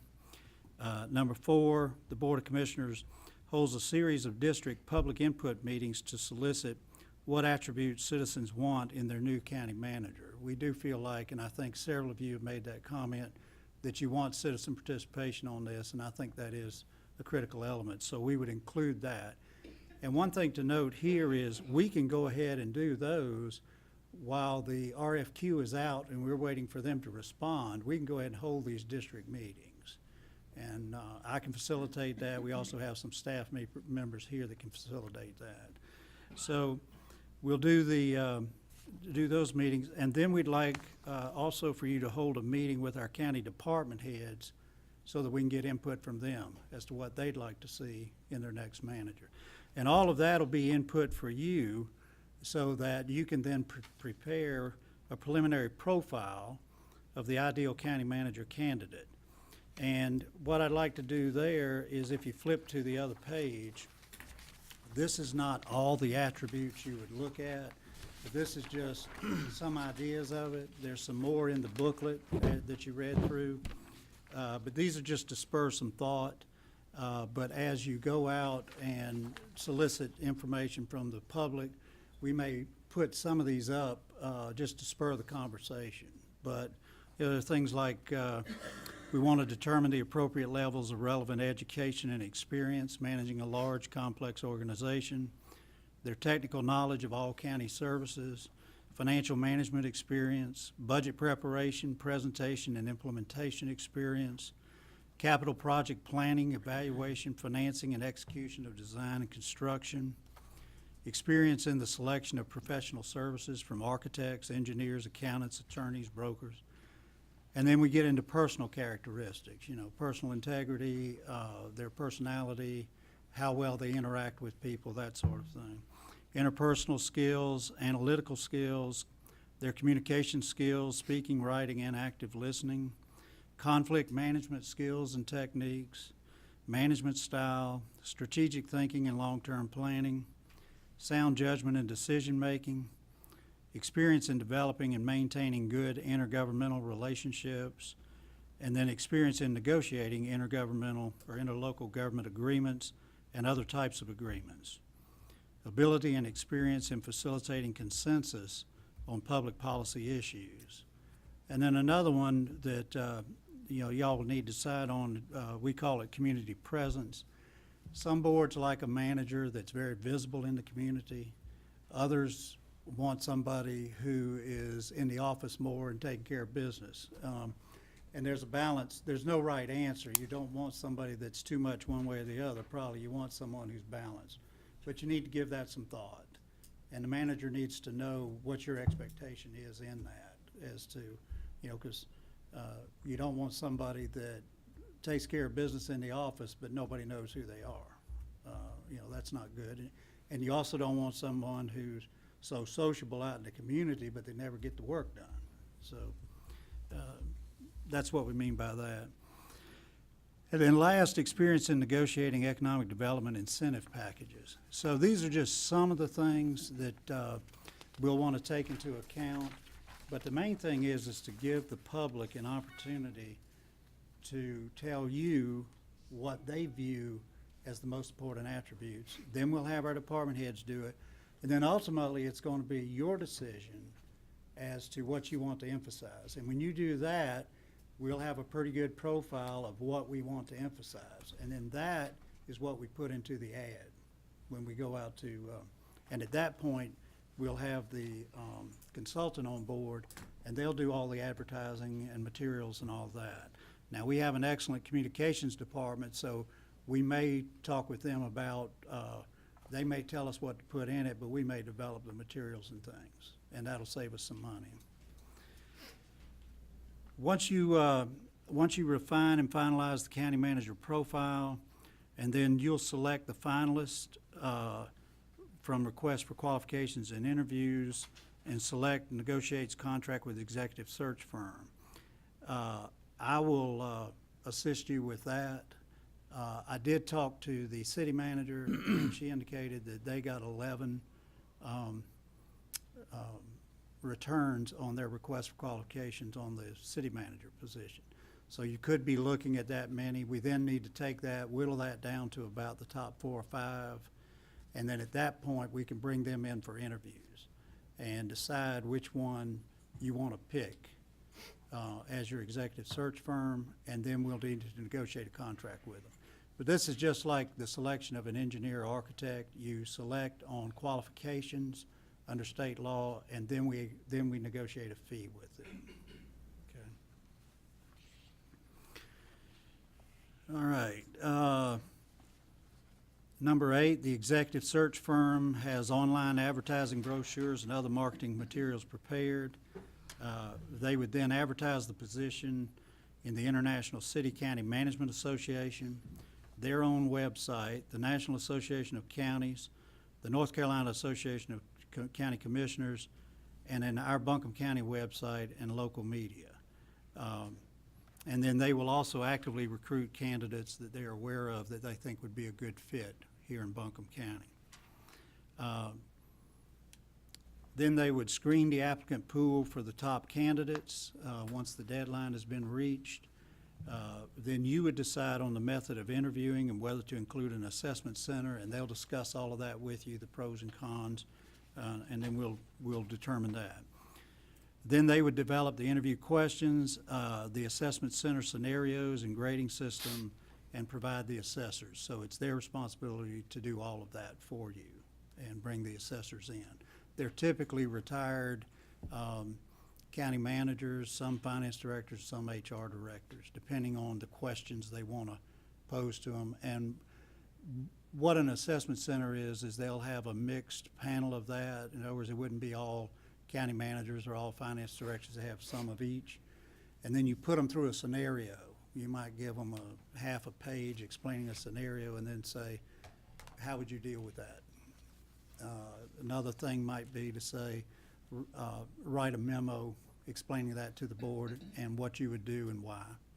And so that lets you see their writing skills, and then you have them present it, and then you get to see their presentation skills and that sort of thing. So once they screen, they'll develop, like I said, develop the interview questions. Then the Board of Commissioners would review the top candidates and narrow the list to those to be interviewed. So each time, they'll be coming back to you, and we'll be whittling it down more and more. They'll come back to you with, what I'm calling the preliminary finalists, semifinalists. Maybe we get that down to about the top 10. Then they'll whittle it down a little more, probably get down to top 5, maybe 6, and those you actually want to interview. Now, they'll actually put them through the assessment center first. And then they'll come back and he will provide the information from the assessment center and their interviews with them and make a recommendation to you at that point about who they think are the top 5 or 6 candidates. And you can take the recommendation or say, no, I still think this person ought to be considered. So at that point, you whittle it down further, and then we'll have y'all interview them, and they'll develop some more questions. But at that point, we want you to see those 4 or 5 top finalists and interact with them, because at that stage, most of these people, all of them can do the job. From a technical standpoint, all of them are going to be good. They can all do the job. A lot of it at that point is the fit with the board. How comfortable are you with them? And do you feel like they're the person you think can guide your county forward and work cooperatively with you? So, and again, they'll do the added interview questions. So you would conduct those interviews. Hopefully then you can reach a consensus among yourselves as to who you think the top candidate is. And at that point, the people would conduct a reference check, criminal history and credit check, and educational credentials. And then you can make an offer of employment contingent on agreement on salary and benefits and a successful physical and drug screen. And then you and the county attorney would negotiate an employment agreement. And we have some model agreements that you can use from ICMA on that. And that's what most of them are used to seeing, is some variation of that. And then you would officially vote to employ the successful candidate and execute the employment agreement. And at that point then, my recommendation would be it's pretty normal to administer an oath of office to them and then have a reception for them and their family at that meeting and kind of introduce them to the community, give them a good welcome. So that's kind of the process. It's fairly detailed, but I think you can see this covers citizen participation, department head participation. It has you very involved in it, but we let the consultant does all of the grunt work and prepares everything for you. So, anybody have any questions on it? Did we, George, is this in the package? This summary, is this in the? It is not. We can do that, and I'll make it available to the media. Yeah, that'd be good, because it's a great summary, and I want to thank you for it, and it's very good. So. Yeah, I've got some extra copies for them. Thanks. That's Questions or, basically it. questions or comments? Or, I think we do want to vote on this. This is an Okay. important process, so I think we Yes. should probably not just do the Okay. nodding, and I think we should probably vote to formalize this process or whatever process we are going to use. So, I'd like to make a motion to do an outside search. I second. Can I clarify that motion to, I think, to follow the interim county manager's recommendation to use an executive search firm? Mm-hmm. Good with that? okay, Yeah. great, thank you. All right, we have a motion and a second. Any initial comments? So we will take public comment on this too. I plan to support this, and I'm very excited to have opportunities for community members to share their perspective and weigh in on this. And I think that process is probably overdue, so I'm glad we'll be doing it soon. All right, any members of the public who would like to comment on the motion? All right, we'll come back to the board. Further discussion? All in favor, please say aye. Aye. Any opposed? All right, Mr. Wood, thank you very much Thank you. for this detailed outline of the process. And so following up on this, you'll go ahead and issue an RFQ now. So that Right. process will start, and we'll meet, our next regular meeting is in August. And so where do you expect us to be at that point? You think you'll have the short list, or you'll know who's interested We'll in know working who, with us we'll by know that who's meeting? interested. We'll probably have most of the responses back. We may actually have the deadline right around there. Okay. And then, actually, I've already been contacted by 2 companies already. Okay. So presumptively, at our next commission meeting, we will have a closed session personnel meeting to review the firms that are interested Right. and have some discussion about the next steps and That's focus right. on which ones we want to And work so, with. for instance, if we were to get, like the city, if we got 11 responses, I will have read through those, and I'll forward you copies of those so that y'all can be looking at them. Right. And then we could have a discussion at that point of who you think you want to narrow that down to. Very So- good. So just another comment. I know that some of this, as the chairman said, would be in closed session, but I think it's important in the county manager's report, as you have information that we can share with the public, that we do it Right. regularly. And we probably will have some Yeah, updates that we I can give think at them. each meeting, we can give an Yeah. update of where we are in this That'd be process. great. That'd be great. Great. All right. If there's no other questions on this item, we'll move on to the motion to. Did we vote? Yes, we did, and it was unanimous. Okay, all right, you went back next. All right, thank you. It's okay, no problem. All right, motion to consider a resolution authorizing the execution of a loan modification subordination agreement and release of deed with Eagle Marketplace LLC. And Michael Free will present this item. Mr. Chairman, Commissioners, thank you. Good evening. I see some of our friends from Mountain Housing are here this evening. What they're requesting of this board is approval of a loan modification agreement, subordination agreement, and a release deed. And I'll go through each of those briefly, but it might be helpful just to get a little history on this. This Eagle Marketplace project has been in the works for years. In fact, the Board of Commissioners approved a $300,000 loan for the project back in October of 2010. The board originally approved the $2 million loan, which is the main purpose of the discussion today. That was originally approved by this board in May of 2012. The idea of the $2 million loan was originally 62 low-income units, rental units in the complex.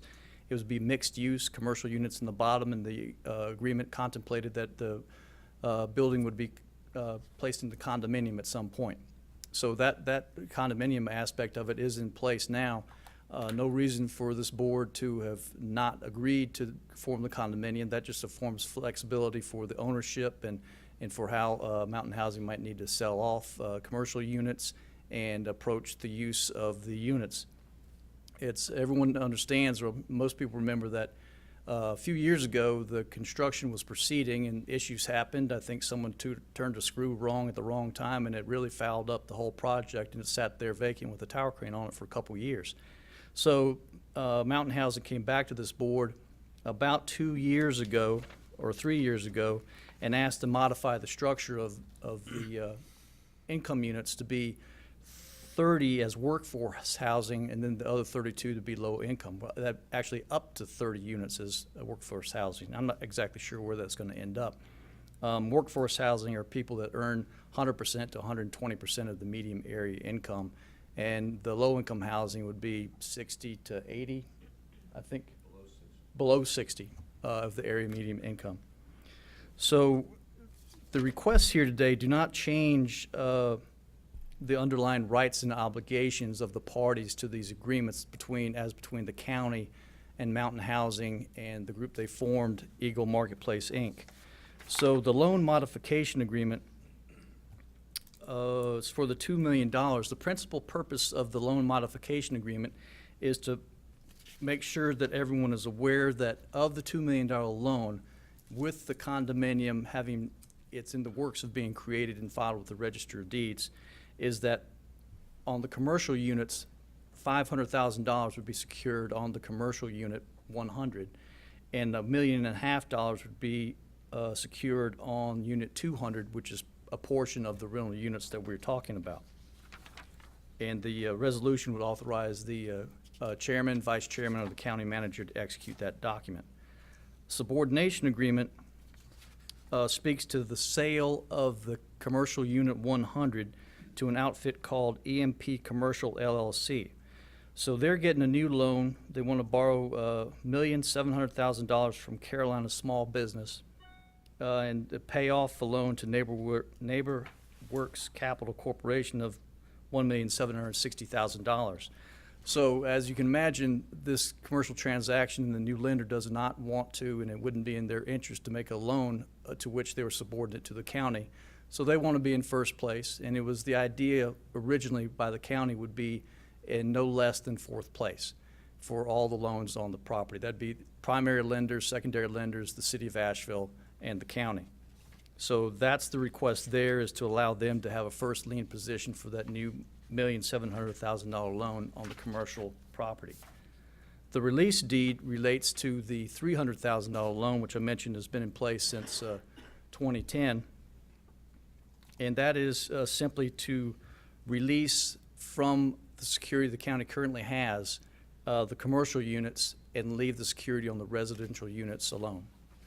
So if you have any more questions, I'll be glad to try to answer them, but we got the group from Mountain Housing that I'm sure can probably do a better job as far as the details and the weeds are concerned. And I did just want to add, we're comfortable with this. We just felt it needed to be done because when you split it into condominium, you have two separate units. So it's really about just changing the collateral on it, but we're comfortable with it.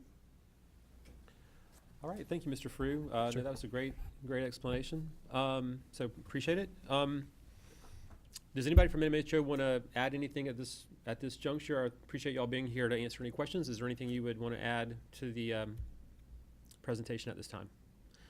All right. I want to say I'm glad this has come up because this is really a celebration of what you've done. There's a lot of perseverance involved, and what a testament to hard work and what it will mean to the community. So thank you. Yeah, I would add to that. You know, I think this project's had about every curveball that could be thrown at it. You know, has been, and but here we are. You know, and we just had a chance to take a tour of it. It's a beautiful development right in the heart of our city, and you know, in a very historic part of our community. You know, we all know our city and our downtown are changing a lot, but this is a really positive kind of change. But you know, it's a change, but it's also preserving a lot of what's important to the history of the community and making sure that our community remains a place that's inclusive.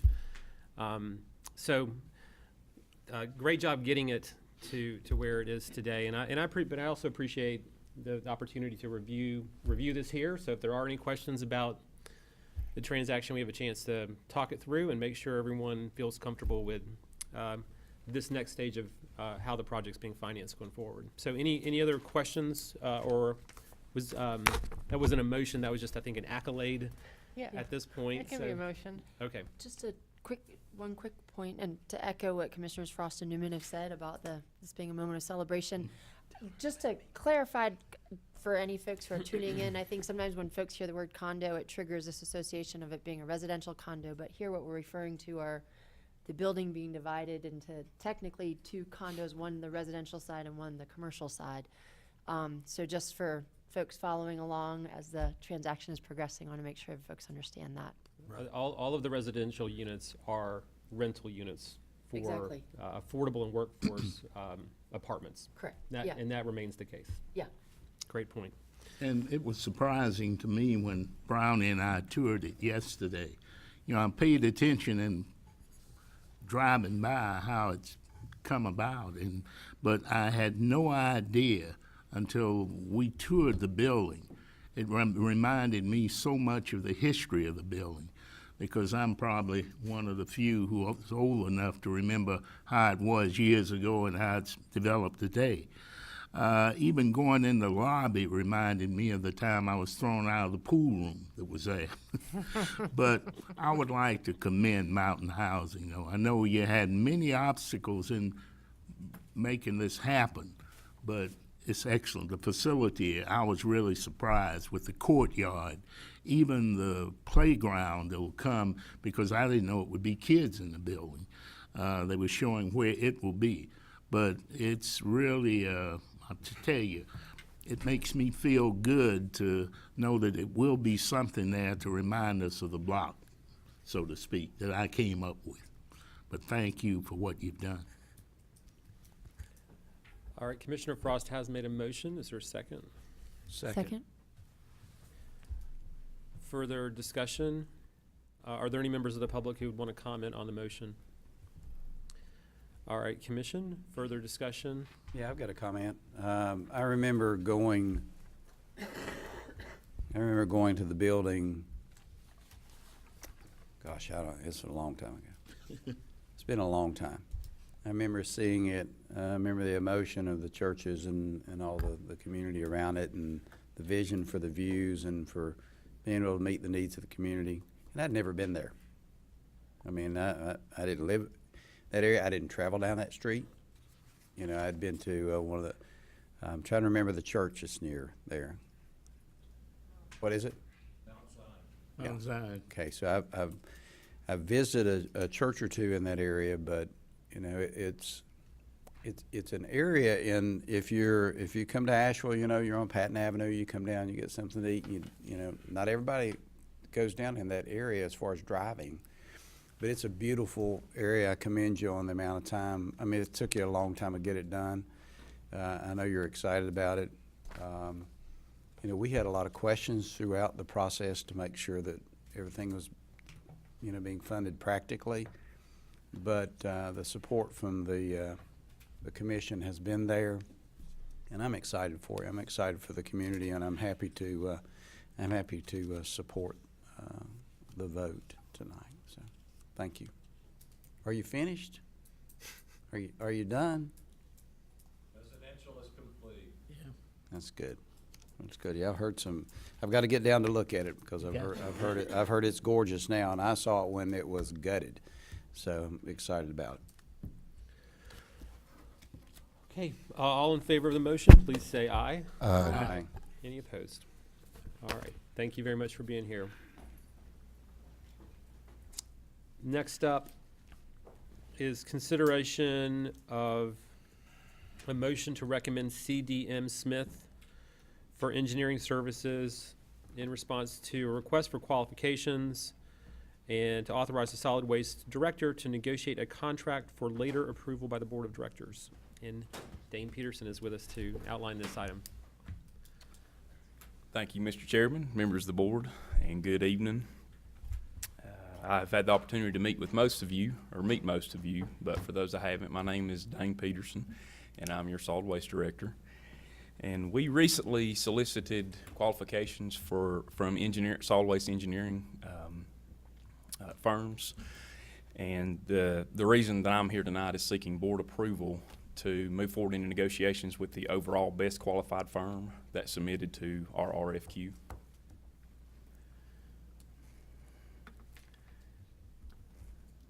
There we go. The purpose for advertising the RFQ was driven by several factors. It had been over 4 years since our department had evaluated engineering services, and we felt like over that time frame that there'd been advancements in solid waste management technologies as well as engineering firm offerings.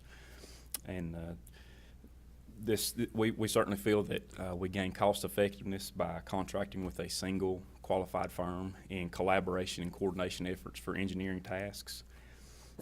We currently have several multi-year projects and initiatives underway and on the horizon that require perpetual engineering and construction administration. And establishing a holistic single point of contact for engineering services provides efficiencies in communications for us in coordinating these very complicated engineering tasks. Many of our engineering needs are driven by state and federal regulations.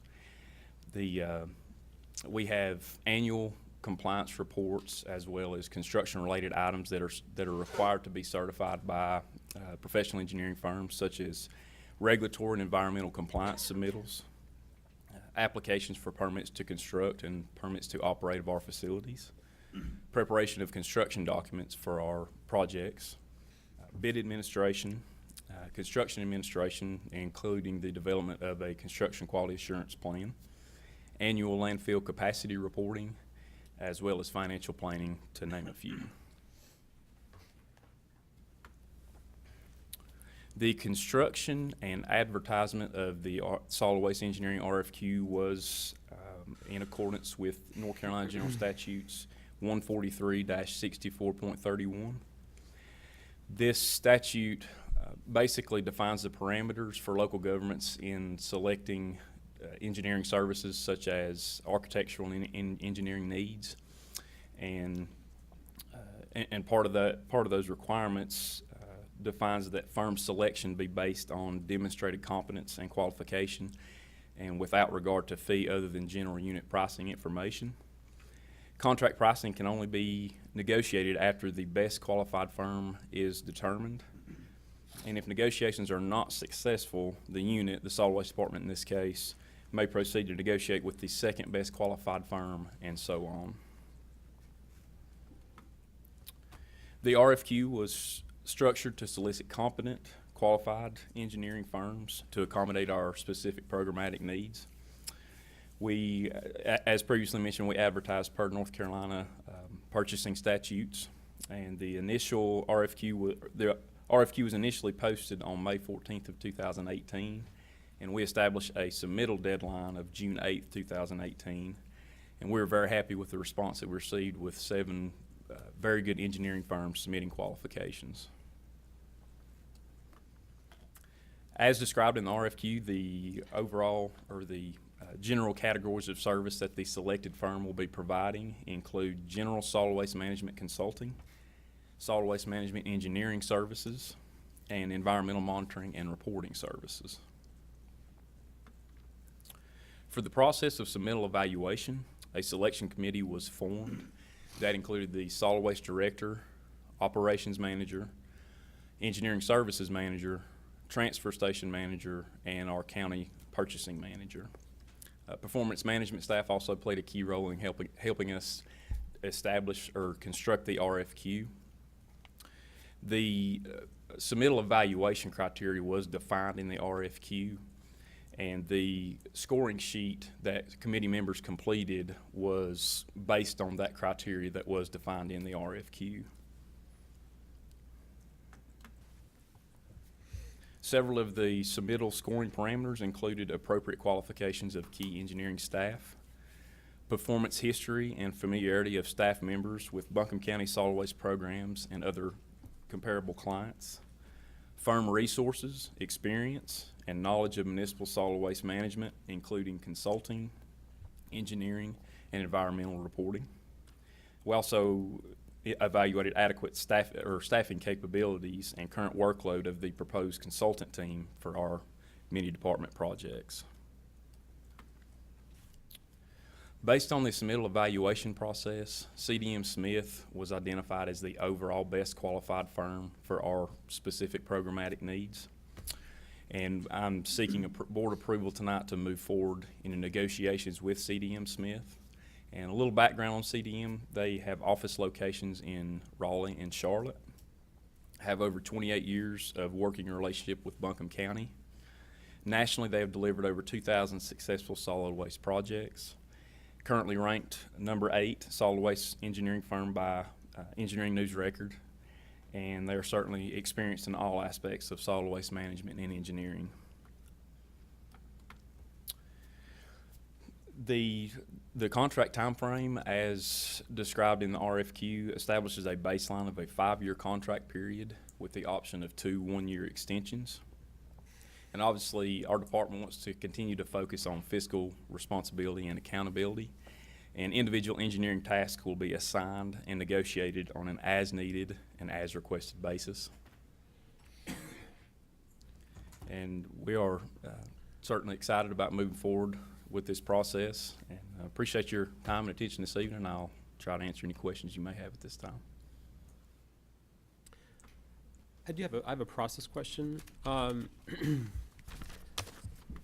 You know, the title of this agenda item, which is rather long, it seems to be a little bit different than the resolution. So the title that we have here states that we authorize to go out and negotiate a contract for later approval by the Board of Commissioners, but it looks like, if I'm reading it right, the resolution actually wouldn't require it to come back to the board. I think the manager, or actually the chair, there's several people who appear to be authorized to actually sign a contract. So will this come back to the board, or are we? No, it will come back to the board. Okay, so no contract will be executed until it is subsequently reviewed. We'll negotiate it, give you the actual contract unsigned so you can see, you know, what's in it, and then you'll decide whether they're hired or not. Okay, thank you. Any other questions? Is there a motion? Yeah, I'll move approval that, motion to approve the recommended CDM Smith firm for engineering services in response for a request for qualifications. Authorize solid waste director to negotiate contract for later approval by the board. Second. All right. Any members of the public who would like to comment on the motion? Seeing none. Any other questions or discussion from the board? We have. Oh, I'm sorry. Yeah, please come up, sir.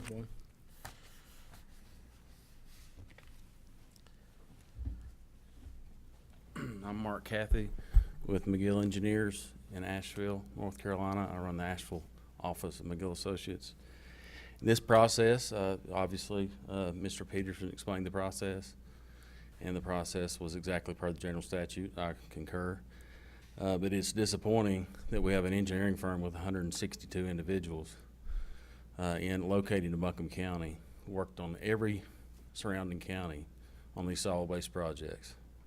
And it's disappointing that that's not more of a consideration. I just ask the board to look at that in the future, as to look at the people that are in your county and have the capabilities of doing that work. Thank you. Thank you very much.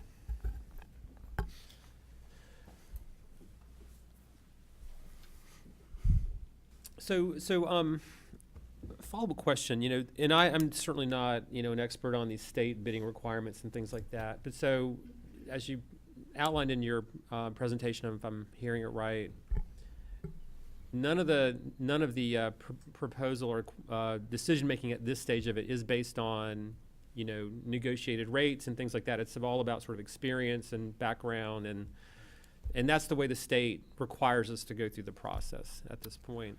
Yes, sir. So if we approve the resolution tonight, that next phase, a lot of these business terms, I assume, would become a very big focus of the discussions to make sure we feel like we're getting a good and fair business arrangement under the Absolutely. contract. Yes, right? sir. Yeah, and that would be, If you can't come to a reasonable,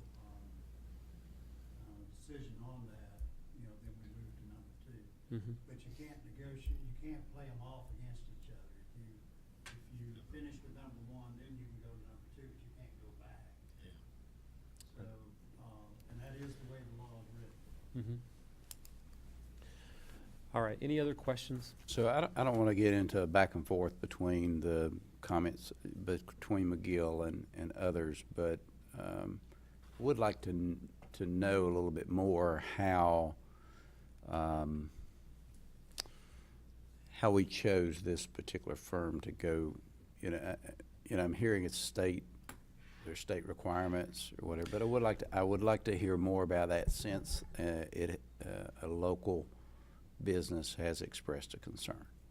yes, sir, and that's completely understandable. What we did with the scoring criteria in the committee that we formed to basically do the submittal evaluation of all 7 firms that submitted qualifications was we established the parameters that were going to be evaluated. We being who? The solid waste committee. I'm sorry, the committee selection committee. And we included that information in the RFQ so that the firms knew exactly what we were going to be evaluating on, what the criteria was we were looking for. And obviously the general information, the saying is all trash is local trash. Every program is set up and structured differently. And that's, all 7 firms were very capable.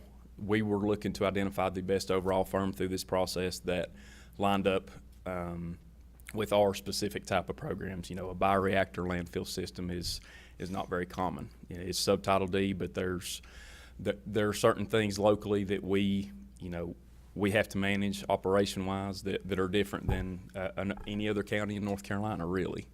So that was how we set up the criteria, was based on our programmatic needs and also being able to evaluate the firms accordingly and what was the best option for our programs moving forward. Okay, and so just for my understanding for the future, could we be given that information, just the what you use to come up with points? Absolutely, yes, just sir. And we have all that information. That can be sent in the email or whatever and just provided to us. Yes, absolutely. There's no problem.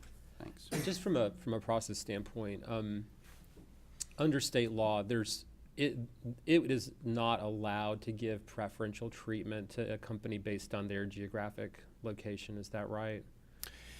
That's correct, and it's overall qualifications and competence, and obviously, response time to the site, and the availability of staff to address the on-call type of service for our programs that's certainly considered.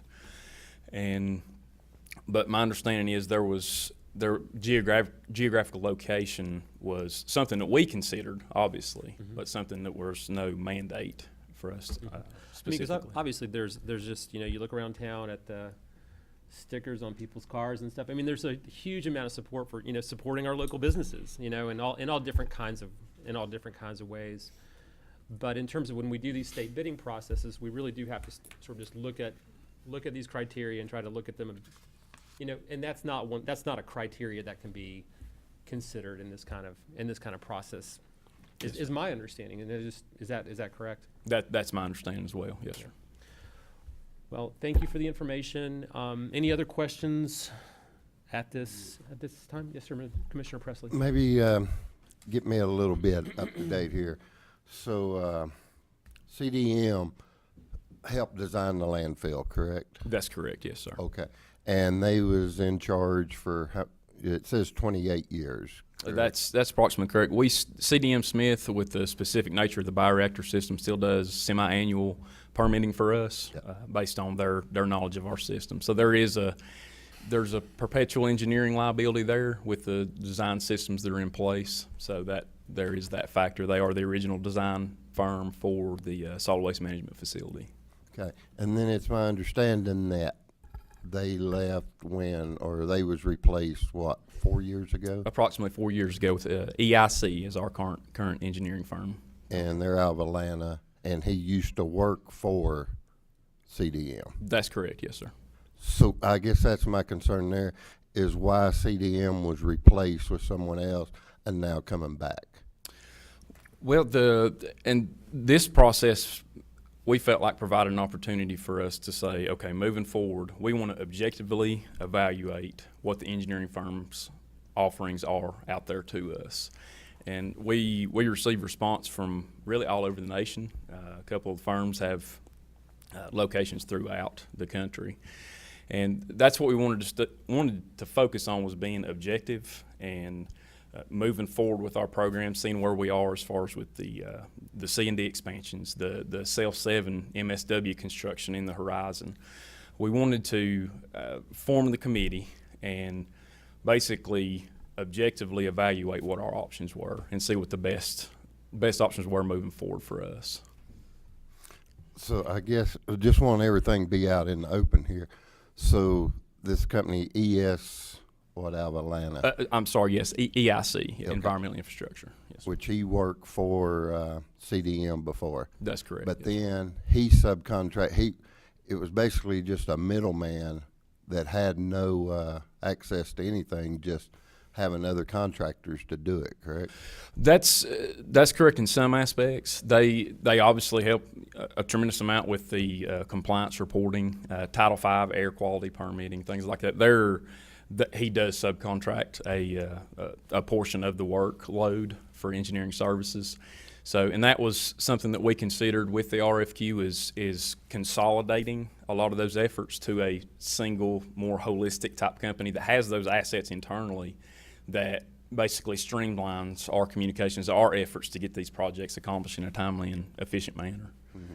And I mean, the reason why all this coming up is with Waste Pro earlier, with the recycling not going to China.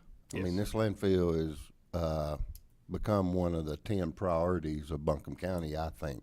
Yes. And I just want to make sure, as a commissioner here, we are looking at everything, and not local, but who is qualified and what we can do. Absolutely, and I appreciate that. Yes, sir. Okay, any other questions at this time? Understanding the proposed contract will come back to the board for review whenever we've reached a negotiated position with either this company or some other one. All in favor, please say aye. Aye. Any opposed? No. All right, thank you. Thank It's you, approved, and we look forward to hearing a further update as negotiations move forward. All right. We have a consideration of moving the Veterans Office to the DHHS building on Cox Avenue and the community engagement staff into the Veterans Office. And George Wood will outline the issue. Well, as I indicated to you in the memo that I did on this, I met with Jim Holland, Stoney Bevins, and Heath Smith, who's our Veterans Service Officer. Microphone. Microphone on? I'll get that. Thank you. Okay. We toured that, and we were looking at the existing space over at the Veterans Office, and then we were looking at other spaces they thought might be more suitable. And the one that we selected is on the 7th floor of the 40 Cox Avenue DHHS building. And we're all in agreement that moving to that location gives several improvements for our veterans. One, there's ample parking, with over 600 parking spaces, as y'all know, attached to that building. For those using public transportation, the city's bus transfer station is literally across the street. Veterans is a part of DHHS, providing social services, and if one of our veteran service officers realizes that a client could benefit from any services provided by either the Public Health Division or Social Services Division, then it's a lot easier to make a referral, and actually just they can even accompany the client down to that floor in the building and, you know, hand them off to the person that can help them with that. And Stoney's particularly interested in that, because that'll be a service improvement for our folks. And then last, there's a security door as you come off the 7th floor elevator. We would create a small lobby area there, and then call the clients back in order of arrival or appointment time. And so that is a secured door. It's, locked access, and you have to let people in on that. So it gives more security to it.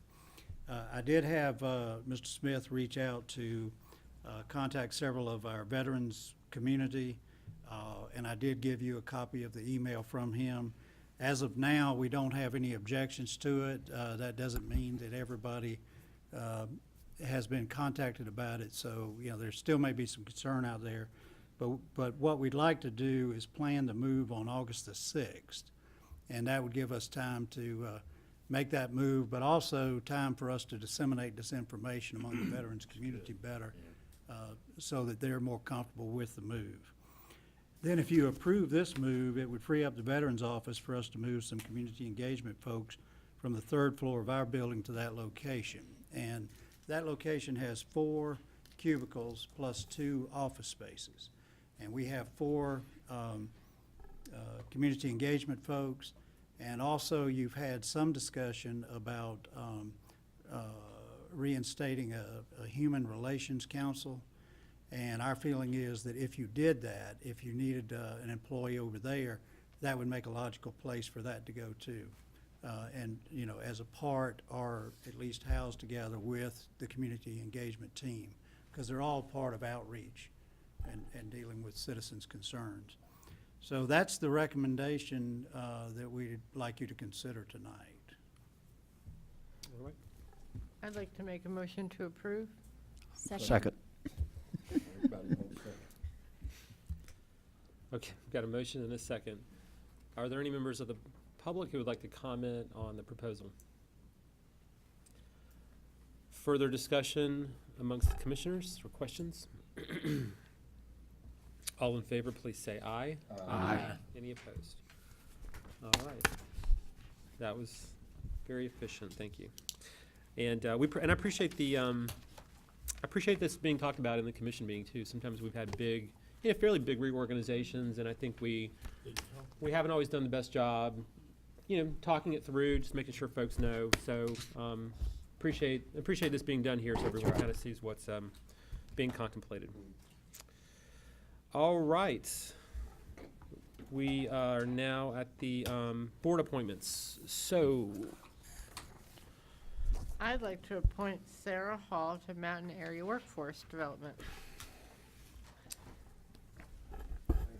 all in favor, please say aye. Aye. Any opposed?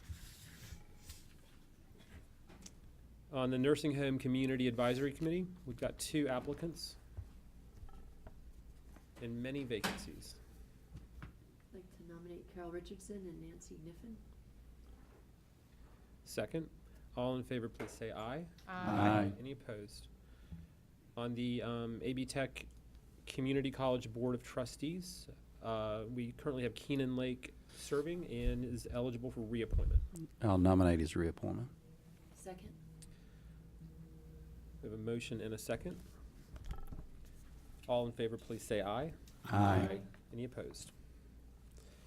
And on the Regional Air Quality Board, we have 1 reappointment, and Britt Levin is eligible. Appoint Brett Levin. Second. All in favor, please say aye. Aye. Any opposed? All right, thank you. All right, we now come to public comment.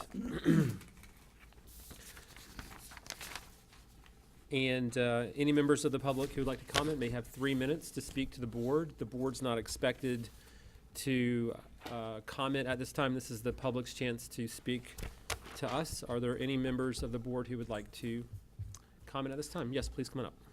And please share your name and where you live.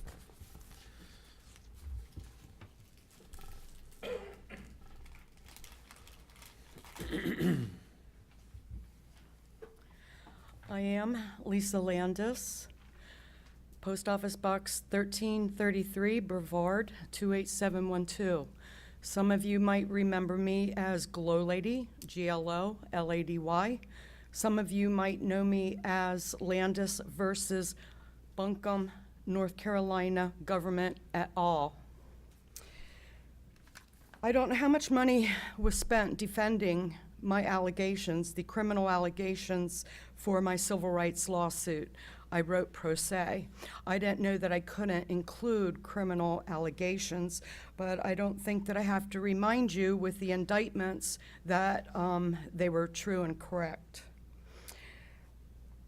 I think that the commissioners were willfully blind, and if you were to look at June 7th, 2011, when the funding was denied for URTV, the public access station that we had in North Carolina, we were silenced. We were silenced because we were revealing the corruption. And David Gant had admitted to the conspiracy with the city of Asheville on that date. When I came in here, I saw all those awards, and I thought they might be from 2011, and I was surprised to see that the majority of them were for this year. And I'd like to know how much funding is spent for BCTV, and how much money in the PEG. PEG is public, education, and government funding, not just government funding. And how much video sales tax is spent for BCTV. I would like to see the records for BCTV. I was denied them before, and when I finally got them, they were just one line. I would like to see an audit of the equipment that you have, and I would like to point out that you have a fiduciary responsibility to be good stewards of this funding. And I would suggest refunding public access if you really do want transparency in this county. And it's nice to know that you do have bus vouchers. But since the last time I was here, the public comment is now at the end of the session. And I wonder how many are denied who are disabled or elderly who have to count on bus transportation in order to make it home. Are they able to rush out of here, catch a transfer in order to stand up here and to speak? So if you could let me know how to get that information, or if I have to write another freedom for information in order to get that, I will do that. So I know that before my allegations, but now it's a whole new ballgame. Thank you very much. Okay, anyone else? Okay. All right, we have just a couple of announcements. On August 7th at 5 p.m., the Commissioners' regular meeting will be held here at 200 College Street, room 326. And on August 14th at 12:30 p.m., as previously discussed, the Commissioners will hold a work session on our benefits and health insurance pay plan for public employees of Buncombe County. This will be held on the first floor conference room at 200 College Street here in downtown Asheville. I believe we do have need for a closed session. What are the topics? Mr. Chairman, is that working? Is it on? It says on.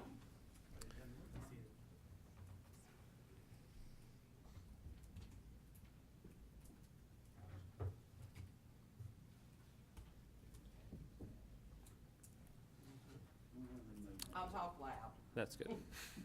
Mr. Chairman, I think there are two motions that are needed, and a second and approval to enter into closed session. Firstly, pursuant to North Carolina General Statute 143-318.11A3, for the public body to consult with its attorney on the matter of 18 CVS 02577, County of Buncombe versus Wanda Skillington Green and Michael Jean Green. So if you want to make that. So moved. Second. Second. Okay, there's a motion to go into closed session to discuss that legal item. All in favor, please say aye. Aye. Any opposed? And then we'll need a second motion, second and approval vote to enter into closed session pursuant to NCGS 143-318.11A4 to discuss matters related to the location or expansion or incentives to industries or businesses in the area served by the public body. I so move. All right, all in favor, please say aye. Aye. We are not expected to take any action when we reconvene from closed session this evening. So we are in closed session now, and we'll reconvene after the closed session, anticipating we'll simply adjourn at that time.